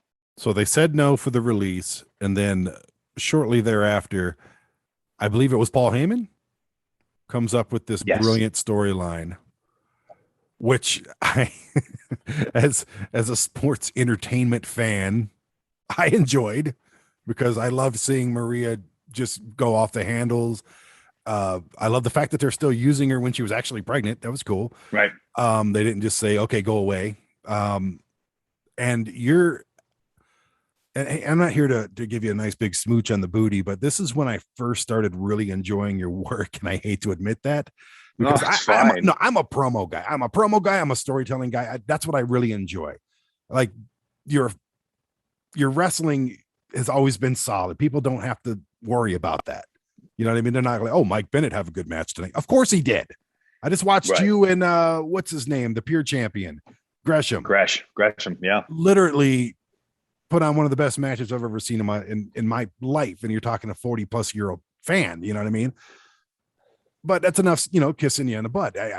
It's a nice butt. I'm sure it's fantastic, feeling it, nice warmness against my lips all the time. I don't know where this is going right now, but anyway, it's very erotic. Your acting, and I will say acting, your performance during this whole thing was soul crushingly good. You made me feel awful for you. And it's like, that's what you were supposed to do. That's what wrestling is. It's like, you want to feel awful for this person. You want to feel proud of this person. You want to feel excited for this person. And I think a lot of that has gone from wrestling storylines to like real life stuff nowadays. Sure. Like all these documentaries, people want to see, like when I'm filming the I Love This Shit documentary with you, there's a spot at the very end of it where you're addressing everybody at Rocky Mountain Pro up in Denver. Yeah. And you're just talking about this whole trip, and you're talking about how that promotion, which is top notch. And it was such a good go home for the whole thing. And what I mean by go home, if you don't speak the lingo, is like, it was the perfect ending. And your emotion was there, and it was legit. It wasn't an act, but in the format of the 24/7 championship run between you and Maria and R-Truth and everything, you just got it over, man. Again, chicken salad, chicken shit. Was it Paul Heyman that brought it up? And how was that proposed to you? And how did you feel about it? Were you just happy to be on TV, or was it one of those things where it's like, okay, this could really be something people talk about for 20 years? Yeah, man. So again, I was brought up in the industry to believe that you take what you're given and you make the most of it. And that's, and Maria being a voice of reason, she's always my voice of reason. As the storyline was progressing, was going, I'll tell this story. I hope she doesn't get too mad at me. But I'm constantly like, I'm on TV. I'm doing what I want. I'm on Raw. This is going to go somewhere. I know it. They're dedicating this amount of time to it. It has to go somewhere. And like, I'm like, if I just do my best with this and show that I can do it, then everything, it'll work. It'll work out, blah, blah, blah. And she constantly, Maria going, I don't know about this. Like, she was constantly the one being like, I don't know. I don't see an end game. They're not telling us, because we would constantly be like, what's the end game? And they'd be like, we're getting there. What's the end game? Because we were always cool with doing it and bringing our real life situation into it if there was an end game. And so Maria was always harping on that. What's the end game? What's the end game? What's the end game? And so when we finally got to the Raw episode where we do the gender reveal party and she says, it's Ricochet's baby. And then we go out and we fight in the ring, and then Rusev comes out and beats me up again for the second time that night. I remember we got all that stuff from one of the writers, and Maria was like, okay. And the writer was like, well, what do you think about it? And, me being Mr. Optimist, I was like, oh, okay, cool. Like, I was even excited. I was like, oh, this is the time Rusev comes back. What a cool moment to be a part of. Like, constantly being forever the optimist. Oh, this is really cool. This is really cool. And as soon as we got the stuff, they asked me, I thought it was cool. And then Maria goes, where's this going? And then the writer, poor writer, was just like, I don't know. This is what we're doing for today. And she's like, oh, okay. Is everyone still in the writer's room? Like the production meeting. And they're like, yeah. Maria just, come on, walks right in, right up to Paul Heyman, who's sitting. And she's just like, where's this going? Where are we going from here? And he's like, I think he said he couldn't tell us, or this and that. And Maria was very adamant. She was like, I need to know that this is going somewhere, or this is not okay with me. And we were promised time and time again, it was going to go somewhere. And then after that Rusev thing, they just cut it off. And that was kind of like my moment where I went, all right, I'm done. I've had enough. I don't want to do this anymore. I've been lied to time and time again. This is complete and utter bullshit. Like, I'm okay with crappy storylines. I'm not okay with being lied to constantly. That eventually, like, that was like the 5th time I've been lied to. And I'm just like, all right, this is never going to work here. It's time to go. What are some of the positives though from that storyline? I mean, you've mentioned that you love R-Truth, and love him to death. You got on TV. I mean, sure. It was a storyline that really brought out another side of you. Sure. I mean, you're being, what is the word? Demasculated in front of the world by your own wife, who's claiming on cheating on you and stuff. Is there a line that crossed a little bit? We're talking about little baby Carver in her belly. It's just, yes, it was wrestling, and yes, it felt you got over with making me just go, oh, like cringeworthy, like, which I think wrestling needs. I love that kind of stuff. Sure. I love it when people just cross that line, whether it's classy or not. It's just, I like that kind of stuff. And so for me, the whole thing was just entertaining. Raw is, to this day, and probably for the last 15 years, been perpetual fast forward for me, like most wrestling is, just to be honest right. with you. And I'll get over, but I never fast forwarded through there because I wanted to see what was going to happen. And it's the reason why people listened to Howard Stern back in the day, because they wanted to see what he was going to say. You wanted to see where this was going. You wanted to see the end result, like you said, which there probably would have been none. Right. But it's cringeworthy as it was. What were some of the positive things that maybe you took from it, and maybe some outtakes, or just, man, I mean, there was a lot of like pre-filmed segments on there. So sure. It's funny to me because, like, I look at wrestling just like I look at a TV show or a movie. I'm playing a role. And that's how I've always looked at it. Like, I never got to the point where if I'm watching someone on TV and they're playing a serial killer, they're playing a serial killer. And that's how I look at wrestling. If I'm on TV getting, having my wife bombard me with insults, I'm playing a role. I'm playing a character. So I always went out and I wanted to make it look as real as possible. I wanted to elicit real emotion. And that was one of the very last time we did the segment was when we did the stuff with Ricochet, and we did the stuff with Rusev. And I remember Heyman telling me, after the Ricochet stuff happens, I want you to cry. And, like, again, I don't know if that was a rib, but I took it as a performer, as a challenge. I went, I wonder if I can actually make myself cry while I'm out there. And, like, that got me excited, thinking, all right, here's another layer I can add to myself as a performer and as a wrestler. It was never one of those things where I was like, I don't want to cry on TV. I was just like, oh, let me see if I can actually bring myself to tears while I'm out there in front of fans. And so the challenges of that, the challenges of trying to get people to have sympathy for me was a lot of fun. It was different. It was stepping outside of my wheelhouse. And then the stuff with just R-Truth, like we couldn't get through segments because we were laughing so much. And so stuff like that, it was always fun. But at the end of the day, you're like, this needs to go somewhere because all we're really doing is making fun of me. And then if we don't pay it off with something, I'm kind of screwed at that point. And so it was just like, to me, it was the actual stuff we did never bothered me. It was the fact that we never had a payoff at the end, that there was never a game plan to do anything. Where should it have gone, though? Where should it have gone? So the idea was to eventually, I think, turn me babyface, where I turned on Maria. It was the idea to do that, or our idea was to actually turn me into a super heel, where Maria was trying to get me to man up and be this person that she wanted me to be. But honestly, we could have gone in either direction, and I think it would have worked. There was no, and the problem was like, nothing leading up to that had any long-term strategy. It was always just like, it was always reactionary. What can we do this week? Okay, what can we do next week? Okay, what can we do the week after that? Instead of saying, okay, we're in June, come August 1st, we want to be here. How do we get there? It was just very much like, all right, it's June 1st. What are we going to do on June 8th? That's crazy. Okay, cool. Okay, we got something crazy for June 8th.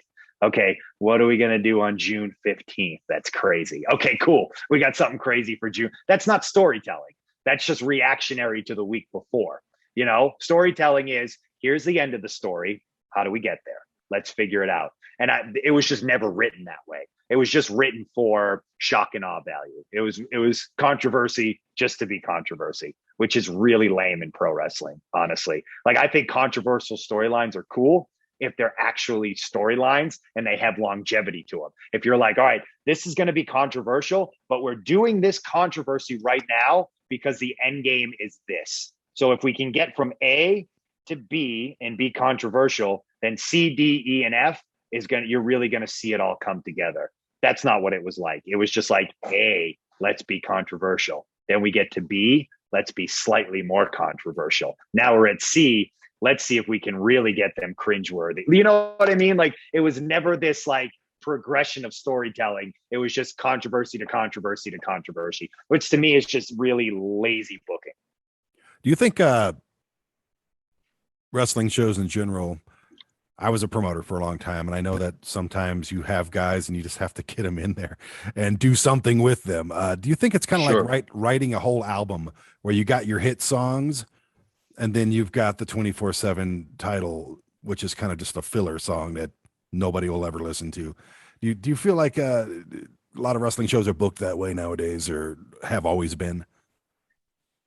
Yes and no. I think there's a certain aspect of the fact that it's like, all right, well, we have this, so we have these wrestlers, so let's just get them in. But I also feel like, if that's how you're booking, why do you have those guys? Like, you should have guys that you feel like you can get stuff out of, you know, like you feel like you could do something with. And this is where I feel like the wrestling industry does it wrong, because again, this is the way it's always been done. So this is the way we need to do it. Why are we not cycling people in more and more?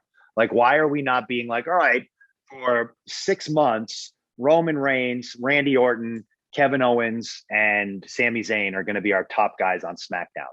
After those 6 months, we're going to give them a break for 3 or 4 months. And for the next 6 months, so-and-so, so-and-so, so-and-so are going to be the top. Like, constantly cycle guys up and cycle guys down, give guys time off, have them come back so it's meaningful. Instead, we just be like, this guy's super hot. Let's ride him until nobody gives a shit about him anymore. Like, when has that ever worked? Never in the history of anything has oversaturating something worked. It just never has. It's just not like, oh, people really like Roman Reigns, so let's give them Roman Reigns 7 days a week. That'll be really good. No, that's a quick way to be like, okay, we'll make quick amount of money for a certain amount of time, and then it'll just drop off. And there's no longevity to that. I've never run. It's like the NFL is starting to run into it, where you got games now on Sunday, then you got games now on Monday, then you got games now on Thursday, and then sometimes on a Saturday, and then on a Sunday. Like at a certain point, you don't want to watch it anymore. And it will, what does Mark Cuban say? Pigs get fat, hogs get slaughtered. At a certain point, you'll oversaturate it because of your greed and because you just want to shove this down people's throats. No, you need to allow them time to digest everything they're seeing. Give them Roman Reigns and a bunch of guys for a certain amount of time. Let it cycle off. Let new guys come in. Let them cycle off. Bring Roman Reigns back in, or leave some guys in there to have now feud with Reigns, have now feud with Kevin. Like, don't just shove everyone that's popular down their throat just because you think that's the way to do it. There's no longevity in that. And I think that's what hurts the product. Is Vince goes, oh, okay, well, this is working, so I'm going to give them this all the time, every episode that we shoot. And you can tell it's hurting the product. How many times can you see the same rematch? How many times can you be like, oh, these people are feuding, so let's do a tag match where they're on the same team? Like you just eventually you have to change it up. And I think that's what makes the product stale, is they're just not changing it up enough. We can go on about that for hours. Constantly. I wanted to touch on 205 Live because that was actually my favorite Mike Bennett in WWE. Sure. It didn't last long. No. But your feud with Drake Maverick, Rockstar Spud, and the pending match that happened afterwards, you got to air some disgruntled natured Mike Bennett. I think a lot of that was obviously legit, but it was just, sure. I mean, you mentioned asking for your release on television. That's something that doesn't happen. Right. Were you kind of, at least you've been denied twice at this point, publicly and privately, and you signed a new contract. And 205 Live, like you said, it's kind of the show after SmackDown where you're 50% capacity at that point because people think the show's over and they head to the parking lot. But were you excited about this? Because you really had a chance to, again, just bring out those chops, man, your performance chops, not just in the ring. You've always had that. I'm talking just that personality, that anger, that frustration. And there it is. Here's Mike Bennett. And I was like, that. And me as a fan of decades of wrestling, I'm like, that is what he needed. That right there. And I got excited to watch. I didn't know you at this point. And I'm just like, right. That is awesome right there. I love it. I love what they're doing here. And then nothing. Yeah, man. 205. I say that, I'll say this till I'm blue in the face. 205 was my absolute favorite time period there because we got to do what we wanted. We got matches that were, I think my shortest match there was maybe 12, 13 minutes, which you'll never like. That was my shortest match. Most of my matches were between 17 and 20 minutes long, which is what I wanted to do all along. You got to remember, I'm coming from Ring of Honor, where matches were, the shortest match on the card was usually like 15 minutes at that point. So like, I'm used to having these long matches, and I starting to feel like my work is getting to a place where I really want to showcase that I can do these matches. And 205 was that time. It was like, yes, you guys can do it. And because it was after SmackDown, because the WWE did not care about it, we got free reign to do whatever we want.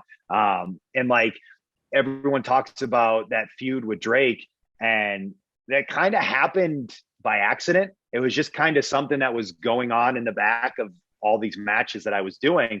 And then we finally got, I think it was like a year into it, and Drake was kind of like, we have something here. Maybe we can pitch to Hunter that we can have a match.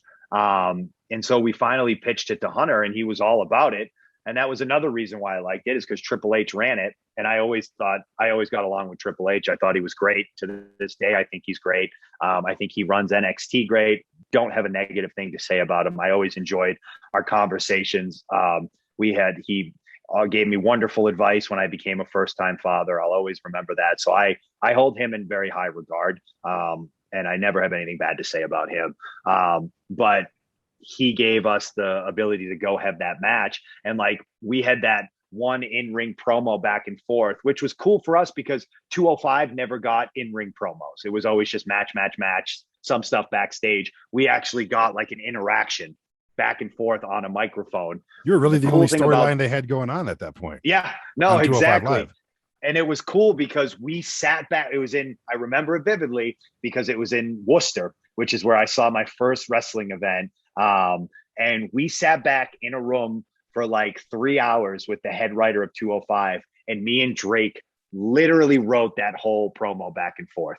What I was going to say, what he was going to say. And I hold it. It's one of those moments that's very special to me because it came off so well. And knowing that it was solely because of our brains, Drake's brilliant brain and my brain, putting that together, I was like, that's really cool. And that was one of those moments where I was like, wow, I really like doing this. But unfortunately, we were doing the Raw stuff too at the time. So it was like leaking into this. I was trying to be like this hard ass on 205 and then also being this little quote unquote bitch on Raw. It was like, but they weren't really kind of connecting the dots. And it was kind of like two different universes. And it was just, again, very strange. But again, they didn't care about 205. So everything I did, they would even bring it up and be like, well, he's doing this on 205. And everyone would be like, who cares? Raw comes first. It doesn't matter what he's doing on 205. Wait. You're telling me that two wrestlers use their own words and book their own storyline and it was good on WWE? Concept, that doesn't make sense. That's not what I heard happens. They actually gave us freedom to cut a promo on our own. Come on. It was real good. You're lying. You're lying to all of us I know. At the same time. It's not true. That can't happen. It has to come from writers. It was all totally preferably scripted. Hollywood writers. That's what we need. Yes. More of them. You know what's crazy? And I think this gets kind of thrown out there a lot too. Is like there's this perception that the writers are bad, and it has nothing to do with the writer. Most of the writers I interacted with love wrestling, understand wrestling, could write really good wrestling storylines, have wrote really good wrestling storylines. More lies. The internet community, wrestling community. But they don't ever see the light of day because it's not something Vince finds interesting. I've said this before. The writers there write to satisfy Vince McMahon. So whatever they think will get on TV, which you can't blame them for, because if your stories aren't getting on TV, you get fired. So they then continuously write to what so that means they're just writing for the people that Vince wants on TV. So a lot of people blame the writers. It's not the writers. They're really smart. They're really intelligent. They know how to tell good stories. Vince does not. We have to kind of get going here, man. You got little kids you got to pick up here, but I do have to get them at daycare. Yeah. We planned on doing like 60 minutes to 90 minutes, but I think there's a lot to cover on this one. So, but we got some viewer mail and everything. But before we get to viewer mail, I'm in the TV business. I'm sorry. Listener mail and everything. The mailbag. And if you'd like to submit some questions, please go to Mike Bennett processpodcast@gmail.com. Send your questions in there. It'll be down wherever, whatever descriptions. I don't know. You could be watching this on YouTube or any place you listen to podcasts. So just tap on that thing or copy that link, send us an email, ask some questions. Before we get to that though, April 2020, did you get a phone call? Did you get an email? Did you get some smoke signals off in the distance? How did they can you, and why did they can Maria? And what was the first thing that popped into your head? Was it motivating? Was it heartbreaking? Was it liberating, or all of the above? Yeah, so we had all gotten, I don't remember the exact date, the 15th maybe of April, something like that. We had all gotten a mass text message with a video from Vince McMahon saying that, lying through his teeth, telling everyone that everyone's WWE's being hit hard by the coronavirus pandemic, and we have to save some money across the board, even though they all knew very well they were going to make record profits that year. but basically we all got a text message saying, we're firing a bunch of people. So please stand by your phone because we will call you if you are the ones being fired. We got that message. As soon as we got it, I looked at Maria and I went, I'm going to be fired because I had asked for my release. I knew it. And again, I wasn't that upset about it because I wanted to go. I was scared because it was a pandemic and I didn't know what the wrestling world was going to look like. And I didn't know where my next paycheck was going to come from. And that's terrifying. But I was kind of at peace with it. But being a dad, of course, you're scared knowing you have a newborn son at home and a 2-year-old little girl who looks at you to feed them. But I remember looking at Maria and I'm like, again, forever the optimist, Mike Bennett, naive Mike Bennett. I looked at Maria and I went, they're definitely going to fire me, but I can't see them firing an entire family during a pandemic when you never ask for your release. And I think we were both kind of like, yeah, hopefully that's the case. Not really sure. And so I sat there and I looked at my phone and I watched as friend after friend got fired. And I'm going, all right, waiting for my phone call. And then as we're sitting there, Maria had to take Carver to his 2-month checkup, which only she could go because there's a pandemic going on and they're only allowing one parent in at a time. All this fun stuff that everybody's dealing with now, worrying about whether we're going to get fired. So I'm sitting there and Freddie's napping. And then I get a phone call and it's Mark Carano. And I was like, all right, hello. He's like, I'm sure you know why I'm calling. And I was like, yeah, whatever. I knew it was coming, blah, blah, blah. He gave me the whole spiel. You're still under contract until this day. We might still bring you back. All that lying BS that they tell everybody. Cushioning. We didn't. What's that? Cushioning. Yes, we didn't want to fire you. The whole BS. Like I even asked the boss specifically if there was a chance to bring you back if we could. I was like, oh yeah, I'm sure you did. You lying sack of shit. And okay, cool. And then he goes, and unfortunately, we're gonna have to talk to your wife too. And I went, well, Mark, she's not next to me, and I think you should probably call her yourself instead of just having me pass the phone off to her. I was like, she's actually taking my son to his 2-month appointment. So maybe give her a call. And then he's like, yeah, I'll call her. And then called Maria, fired her too. And I just remember she came back and we just were kind of like, all right, what do we do now? And I was angry. Not because I got fired. I was angry because they fired my wife. And they fired someone who had given so much time to that company. The first time being paid ridiculously, incredibly, insultingly low for what the work she was doing. And then getting fired because she had the audacity the first time to ask for a pay raise and be paid as much as the men. Got fired for that, God forbid, after having just been on Celebrity Apprentice and she wanted a bump in pay. God forbid they pay her a little bit more. So after having gone through that, then coming back, giving them all that time again, and then getting fired again when she was on maternity leave, it pissed me off, and it pisses me off to this day because it just goes to show. And every fan always comes at me and they're like, oh, you never gave credit to WWE, or where's your loyalty? Where was their fucking loyalty to Maria? That's what I want to know. Where was theirs? Everyone always talks about loyalty to Vince McMahon. When shit hits the fan, where's his loyalty to his employees? It's not there. It's non-existent. So I'm really, really, really sick and tired of hearing all these people say, "Oh, you should be appreciative and you should respect the opportunity you get." And where's your appreciation for everything he did? Where was his appreciation? Where was it? Where was it to my wife? I don't need appreciation. I didn't like that company. I don't like that company. I don't want to be affiliated with that company. It makes me sick to my stomach that I actually worked for such a low life like Vince McMahon. But where was his appreciation for my wife when she gave them all that she gave the 5 years prior and then the 3 years after? And where was his appreciation knowing she did all that and she was on maternity leave?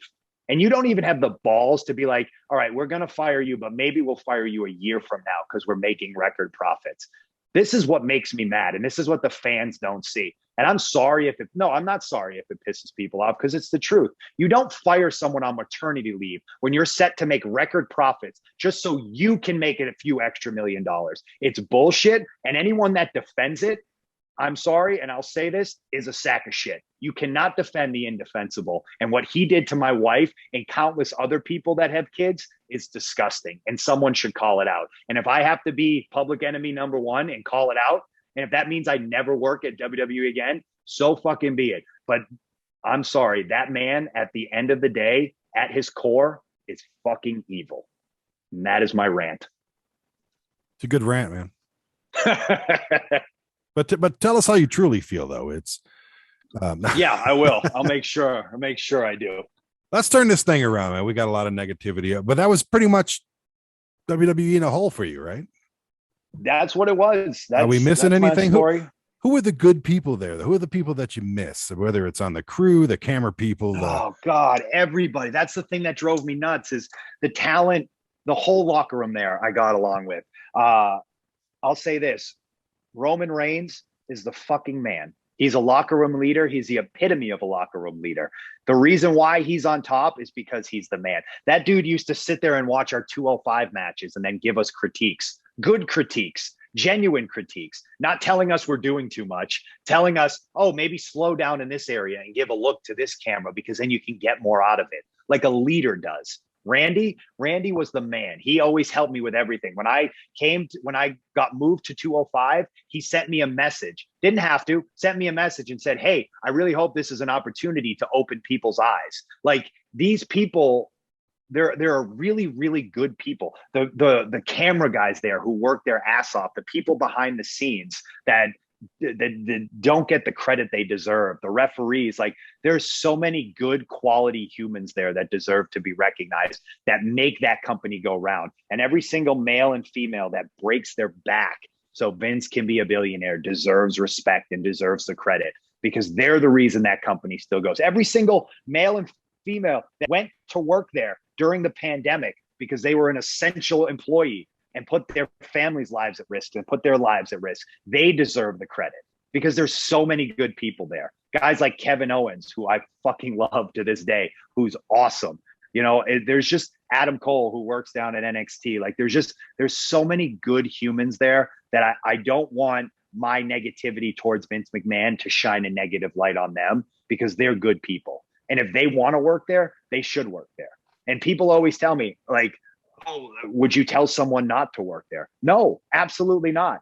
I've had friends who got signed who've reached out to me, and I've told them, go work there, because your experience could be different than mine, and probably will be. And that's okay. I hated it there, but you might love it. And that's what I want people to know. Just because I hated it there doesn't mean other people don't love it. Other people get embraced by Vince McMahon like that. Cool, great. Vince didn't like me. I don't like him. I'll never like him. He'll probably never like me. I'm okay with that. People need to stop trying to convince me to like Vince. I don't. But the people there that work their asses off, they're awesome.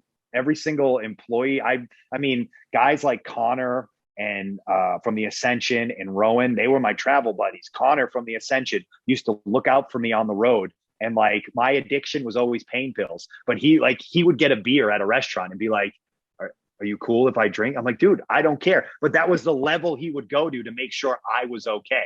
Always checking in on me.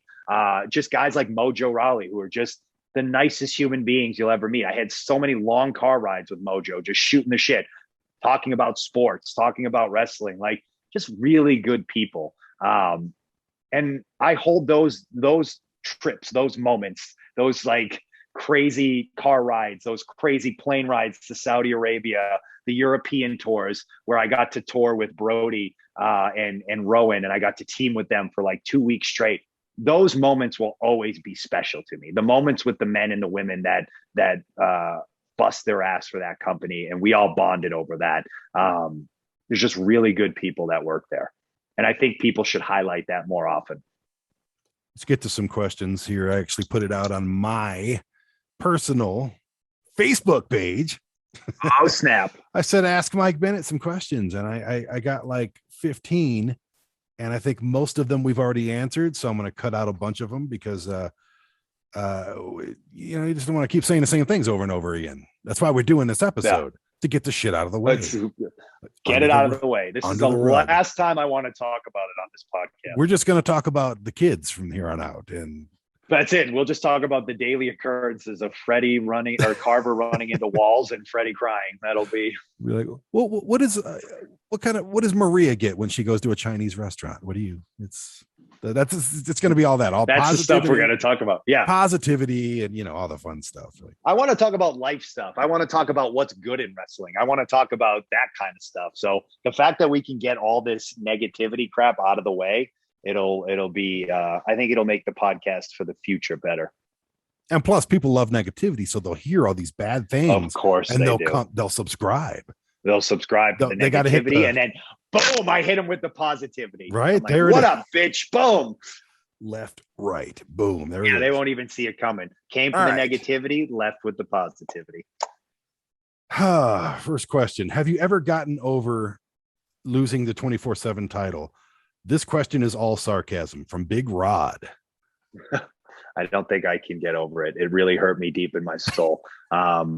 The funny thing about the 24/7 title is the night I won it, I knew Maria was winning it quickly after. And so I won it. Then we filmed the segment where she pinned me. Then she won it. Then they grabbed her and they were like, all right, we want to take some pictures with it. But I grabbed the title first and I was like, no, I'm a champ. I'm getting pictures taken with this motherfucker. So I have it in the history books. So if you ever see that picture of me hugging the title, smiling, that's like an official WWE photo. That's because I demanded that it get taken. I gave away 14 of those to our fans in Oklahoma City. To all 14 that showed up. Photos, yeah. So we'll talk about that down the road. We're going to talk about this documentary because it was a lot of fun. Let's see here. Favorite city to wrestle in from Jesse. Oh man, there's so many. Chicago, Boston, Toronto. Oh, how does it feel walking into the Boston arena? What is it? Boston Gardens, or it used to be called that or something? But yeah, now it's the TD Bank North, TD Bank something, Bank Garden something. The Titty North. Bank, yeah, the Titty Bank, the Titty Bank. It's how does it feel to walk into these buildings that you used to be a fan and bought a ticket to watch wrestling at, and then you're in the ring? Yeah, so the Garden in Boston, and then the Worcester, what's it called now? DC, I don't know. It used to be called the Worcester Centrum Center. Those were the cool moments. The Worcester Centrum Center was the coolest moment for me because that's where I saw my very first show. And that was when I saw Mick Foley win the title. And like, I just remember that whole day so vividly. So to be able to go back there, and like I was saying earlier in the podcast, I got to do that segment with Drake. Like I got to walk around the arena and like be like, oh my God, that's where I saw them film this. Or because they had like this crazy hardcore match between Road Dogg and Al Snow, where like they went outside in the snow and he like pile drove them on some pallets and stuff. And it was like, it was just cool. Like, it's just really surreal. And to be there and be like, oh, cool, I'm really part of this. And I just remember before the show started, I just kind of like went into the stands and I was just kind of like looking around and like pointing out where I was sitting before. It's just neat stuff like that. Isn't it cool to have all access to these places? Yeah, like literally, I was in Los Angeles a few months ago filming the Stephen Piercy documentary I've been talking about, Nothing to Lose, which is, by the way, is available on Asai TV right now. Ding. Yeah, right there it is. But we got to film at the Whiskey, and as a singer, I've always wanted to perform at the Whiskey, but I never got to. Right. But I got to with a camera in my hand. So I got to be on the stage, backstage where everything happened, hearing all the rumors and all. It's really I'm just saying, it's really cool to have like full access to places that are legendary to you. Yeah. It's like this moment of like, I made it. I don't know. It's just, it's that cool moment where you're like, wow, this is where Mick Foley was when he won the title. And this is where Steve Austin came out. It's awesome. I'm on this side of the fence now. Yeah, it never gets old. It makes you, it's humbling too. At least for me, it was. It's truly humbling. Adrian wants to know, do you think knowing too much, and this actually pertains to us because we do the Bennett's TV show, which has really nothing to do with wrestling, but do you think that knowing too much about a wrestler's personal life hurt their wrestling persona? Adrian wants to know that. You know what? So it's funny because Maria always talks about this where she's like, I miss the days where I didn't know anything about a musician or I didn't know anything about an actor or this and that. The performance isn't enough now. Yeah. And so I can see it both ways. So I go back and forth with this to the extent of like, I can understand if like, I don't know, there's a lot of people that may not agree with you politically that you're like, I wish I didn't know their stance on such and such, such and such, such and such, because I really like their music. You know what I mean? Like we've talked about this. I'm a big Kid Rock fan. I love Kid Rock, love his music. I disagree with him wholeheartedly on his politics, wholeheartedly. And sometimes it seeps in where I'm like, I really don't like what he said about that, but I really still enjoy his music. And sometimes I'm like, I wish I didn't know his political stance on something. I'm like that with Ted Nugent, another Detroit guy, you know? Like, yes, exactly. I love Ted Nugent growing up. And then I got to meet Ted Nugent. I got to go to his Dare to Keep Kids Off Drugs hunting camps thing and do some filming with him and get to know him and all this stuff. And then all these decades later, I'm like, God, will you just play your guitar and shut the fuck up? Yeah, seriously, just stop talking.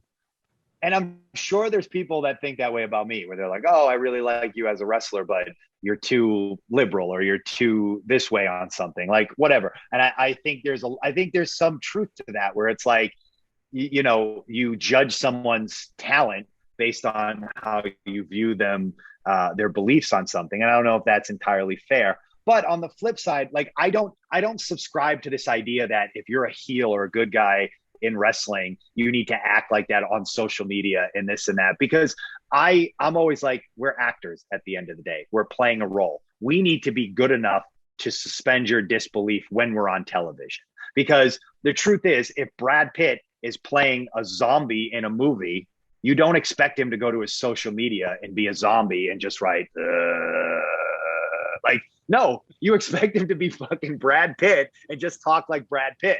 And he needs to be so incredibly talented at what he does that when you watch his movie for an hour and a half or 2 hours, you actually believe he's a zombie at that moment. So like, I go back and forth with it. I think there's some parts where it's like, maybe it's not good to know so much about a performer, but on the other hand, be so talented as a performer that you can suspend my disbelief, if that makes any sense at all to people. Now, personally, I'm a hypocrite because I love knowing the stories. But at the same time, I miss the 80s when I didn't know anything about Randy Savage. Sure. I didn't know anything about the personal life of Hulk Hogan. I only saw what I saw. Right. And I miss that because it just gave me a chance to just enjoy that character and enjoy that match. But now I'm like, oh, I don't want to watch that guy's match because he was accused of being a sex offender. Or, I don't. I don't want to. Everybody was horrible in the 80s. You know, we get that. I was there. I was horrible, but it's just I do miss that a lot. But on the flip side, I'm a hypocrite, and I love watching these documentaries. Like one thing about WWE, they do the best documentaries. Best, easily. Awesome. I'm so jealous as somebody who makes documentaries. I'm jealous of them. They constantly pump out the best documentaries. Like if they ever just switch to be a documentary company, they would. I'd probably be like, yeah, that company's fantastic because they make their digital work is just top notch. No, absolutely. And that's one of the reasons I wanted to work with you, because I knew you had a story. I knew Maria had a story. And again, your interaction, and then I get to meet your kids. And we'll talk about the Bennetts later. We'll talk about the crazy kids. I don't even care about you and Marie anymore. No, just give me Freddie and Carver, please. I love them. They're. Anyways, I just like I said, I think we're all hypocrites on that, where we miss the old school, but we embrace the new school because it's know what's funny too, Brandon, is like I hear people say that all the time too. The same exact thing you're saying, where they're like, I wish I didn't know so much, but on the flip side, I'm glad I know. It's very back and forth. And I think we both kind of feel the same way, where it's like, sometimes you're like, I wish I didn't know that, but I'm also glad I did. Yeah. It's back and forth all the time. And then it goes deeper with social media. There was no social media in the 80s and not much of the 90s. So it's, you can social media will be the end of civilization. Yeah. I don't want to know that Alexa Bliss is getting married. You know what I mean? Things like that. It's right. I remember I'm in the rock star from the 80s day where like the singer, like Bon Jovi was married for all of that. You know what I mean? But the Right. women didn't want to hear that. And if they did know that, they wouldn't buy the records as much. Sure. Right. It's kind of the same thing. But anyways, here's a stupid question. I think they want you to pick one. This is from Ron. South Park, Simpsons, American Dad, Bob's Burgers, Family Guy, or Rick and Morty. What is your favorite? I'm gonna have to go with South Park. I grew up on South Park as a teenager, and like it's one of those cartoons. I don't watch a lot of cartoons that aren't Disney Junior anymore. So, but it's one of those shows that it's just consistently relevant and consistently makes me cry laughing. And that's very rare these days for something to just like South Park. I cry laughing at some of those episodes, and they're so spot on with a lot of their their relevant topics and their political topics, and so yeah, it's definitely South Park. All right, and this is my favorite question that anybody asks. It's from Kyle, and this is totally up your alley too, by the way. 9/11, JFK shooting, moon landing, COVID, or Montreal screw job. What is your favorite conspiracy, and why is Vince McMahon responsible for all of them? I'm a big JFK assassination conspiracy theorist. We were supposed to go there. I know we were. We ran out of time. I'm a firm believer that either the mob or the military had him assassinated. How do I relate that to Vince McMahon? I have no idea. Pretty sure that was sarcastic, but you never know. Yeah. As far as what conspiracy theorists go, yeah, I'm a big JFK. To me, there's no other way to look at it other than especially when you start to look at like how impossible that shot was for Oswald to hit him from the book depository. Like he would have had to been the best marksman ever. And yeah, so. You know what's really weird is it's not that far. When you're there, I've been there a couple times. Oh, it's not, yeah. And we didn't go because of the weather. We were in the middle of an ice storm. And maybe on the next episode next week, we'll talk about the I Love This Shit documentary. That would be fun to talk about. And who knows, whatever else you want to talk about. But I've been to the grassy knoll, and that shot it's literally not even close to where to as far as you think it is. And the building, the 6th floor, again, it's not that far. It's like I could make that shot. I know I could. So and I think the argument is the type of rifle that he used, because the type of rifle that he used is not an accurate rifle. And I think that is the argument of like the accuracy of the rifle was you would have to like they had straight up like marksmen were struggling to make that shot. And Oswald was none of those things. Yeah, we have to go there, man. And then the fact that he was murdered, that is what gets me. The Jack Ruby thing. Come on. Shut up. Bang. You're not going to say nothing. Yeah. You know, it's not because he was public enemy number one. There's definitely it wasn't like was no distraught soccer mom or like some distraught father. No, it was someone in the mob. Come on. Give me a break. It's pretty much self-written. I mean, the cover up. Yeah, that was we're afraid you're going to say something. You're not saying nothing. And I love that stuff. And that's what we mostly talk about on the road. But next road trip, we got to stop in Dallas, man. We have to stop there. Yes. And just soak it in. I remember just laying there on the grass, literally the grass, this going, and there's a little X on the street right there on whatever that street's called, Elm or whatever it is. Right. And that's exactly where he was shot. Like there's 2 X's, shots. So it's definitely something if I hate to say fan of, but if you're a follower of the JFK shooting, then that's definitely a place you need to stop. Dude, I think we did it, man. I think we're good. I mean, that's it. I think we got through the worst podcast we'll ever do. The next week will be better, and then better and better and better. God. Supposedly we got sound bites, but we need Bobby Cruz to do some vocal work. The ring announcer for Ring of Honor. We need his voice on here somewhere. I don't want to do him myself because you got to hear me talk enough, but just that Bobby Cruz, he's probably at a cheesecake factory, like he has a majestic voice that we could chicken blasters, buffalo bites, buffalo blasters, buffalo blasts. Yeah. Those things are freaking delicious though. Oh my God. They were good. They were delicious. I like Bobby Cruz a lot, and he hates me, but I love him. Yeah. Well, that's the thing with Bobby Cruz is if he hates you like that, he loves you. That's how our relationship has been for the 20 years I've known him, and I love him to death.